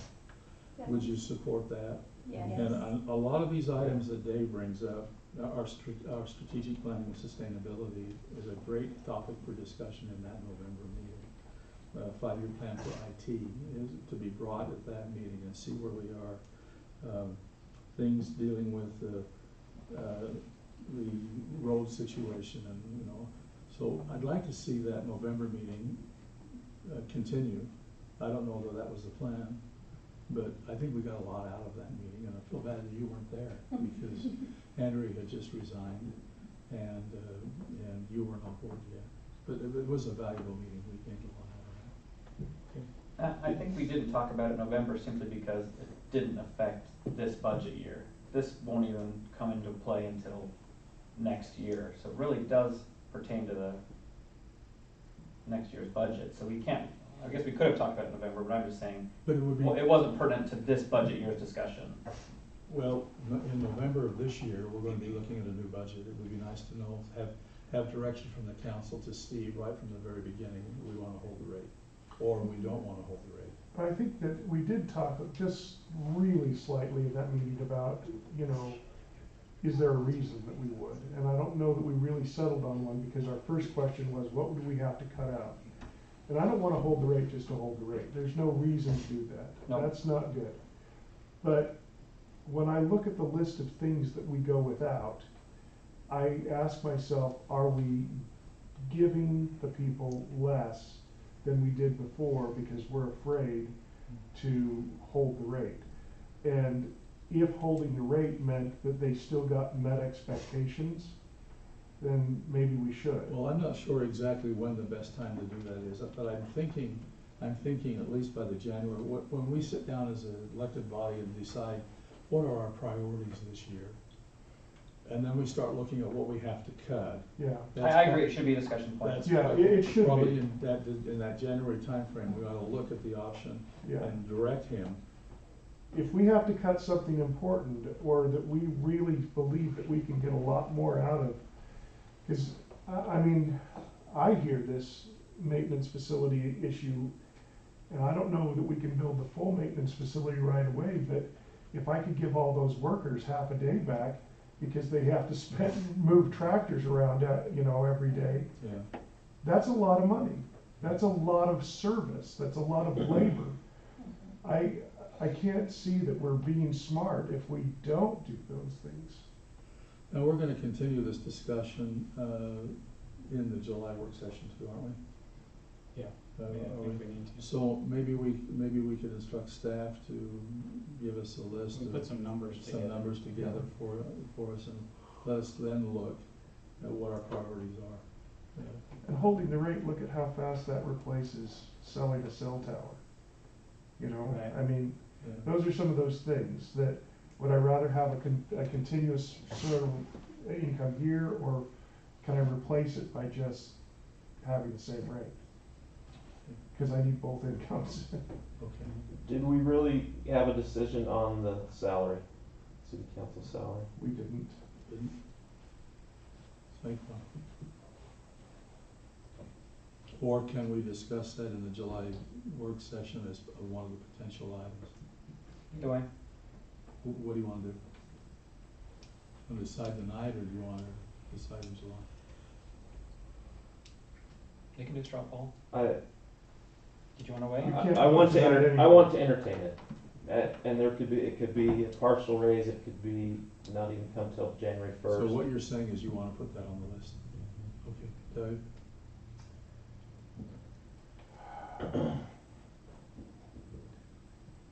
Come back to me. I'm really on the fence. I think, like I said, I'm okay waiting until next year, or maybe not even going all the way, but I think we need to start chipping away at this, because I know a lot of people have specifically said, well, that's not worth it to me. What we're asking, is it on the list this year? I would say yes. Okay, so I have a yes, and I gotta come back to you. Lisa? I'm not inclined to vote for, or to put this on the list for this year. Okay, I'm not either, at least this year. okay. All right, David. That just made it worse. Well, I'm not inclined to vote for it, but I do recognize that if we don't do something, that we're gonna be in a situation that Kaysville was in, and that's one of my big fears, is that when Kaysville doubled their, their tax and doubled their salaries, and Farmington did too, there was a lot of pushback because they went so far at one time. I remember Brigham saying, oh yeah, we just did it. And I'm like, wow, you just did it, huh? I think we have to continue the discussion. Okay, Steve, would you put that on the list then? Yep. And I was gonna say procedurally, so that everyone's on the same page, with the truth and taxation process, we have to do 2 ads. One's a combined ad with the county, so anybody else in the county that's doing truth and taxation will be on that combined ad. As far as I know, I think there's 5 entities right now, possibly as many as 7. We'll share that cost, it goes out. The tax notices go out late July.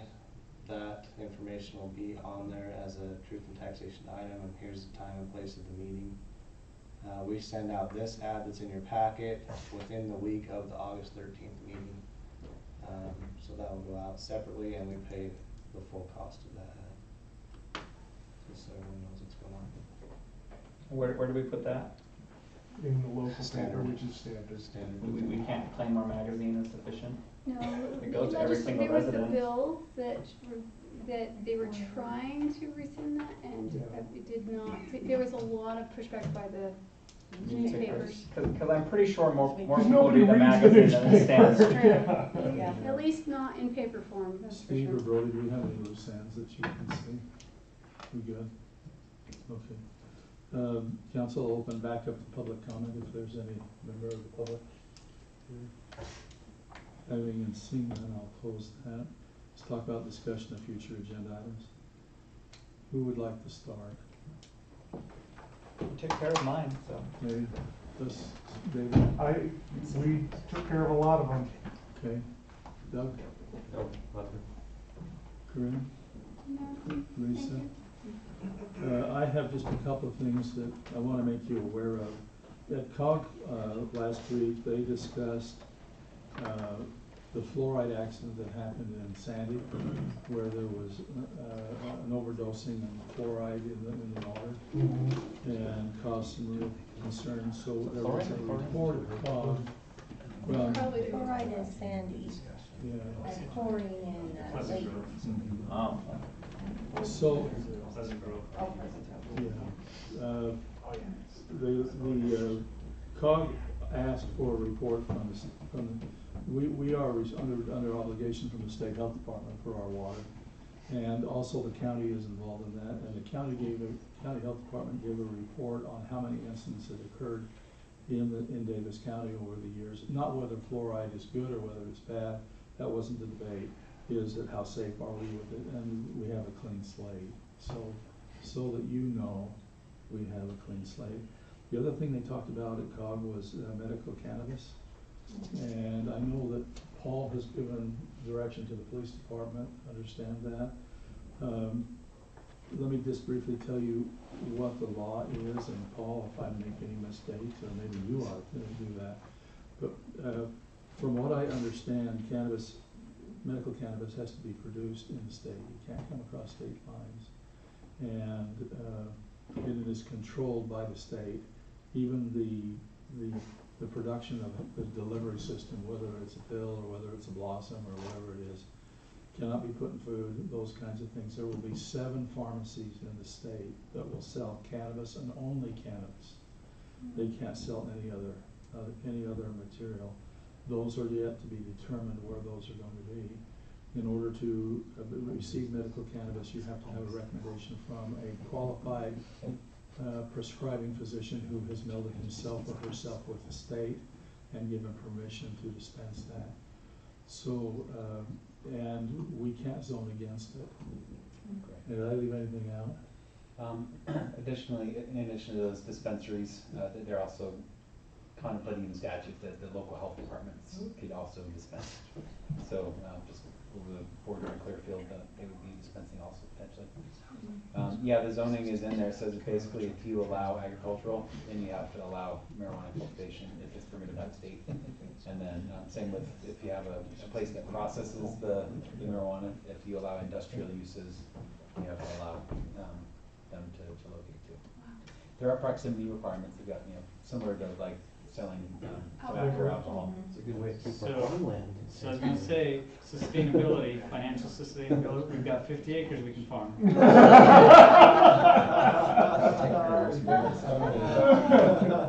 Brody, do you have anything? Yeah, but can we afford to police it? Brody, do you have anything for us? No.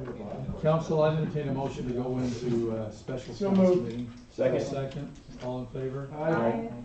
Any opposed? Okay, we have one item on this meeting. It is to consider adjourning into a closed session. May I have a motion? So moved. Have a motion to a Second. second? Have a motion to second. Any discussion? All in favor? Aye. Any opposed? It's unanimous. Okay, it's unanimous. Just really quick, Scott, how long will this take? I need to take care of something with the chief, with your tax money. I don't think more than about 15 minutes, 10 minutes. That's fine, I don't know if you want to stick around for 15 minutes. If it's quick, you can probably. Can I just take care of Can we this? take a really fast? 5-minute recess? Okay, perfect. 5-minute recess. Let's reconvene at 9:30. 5-minute recess at a closed session?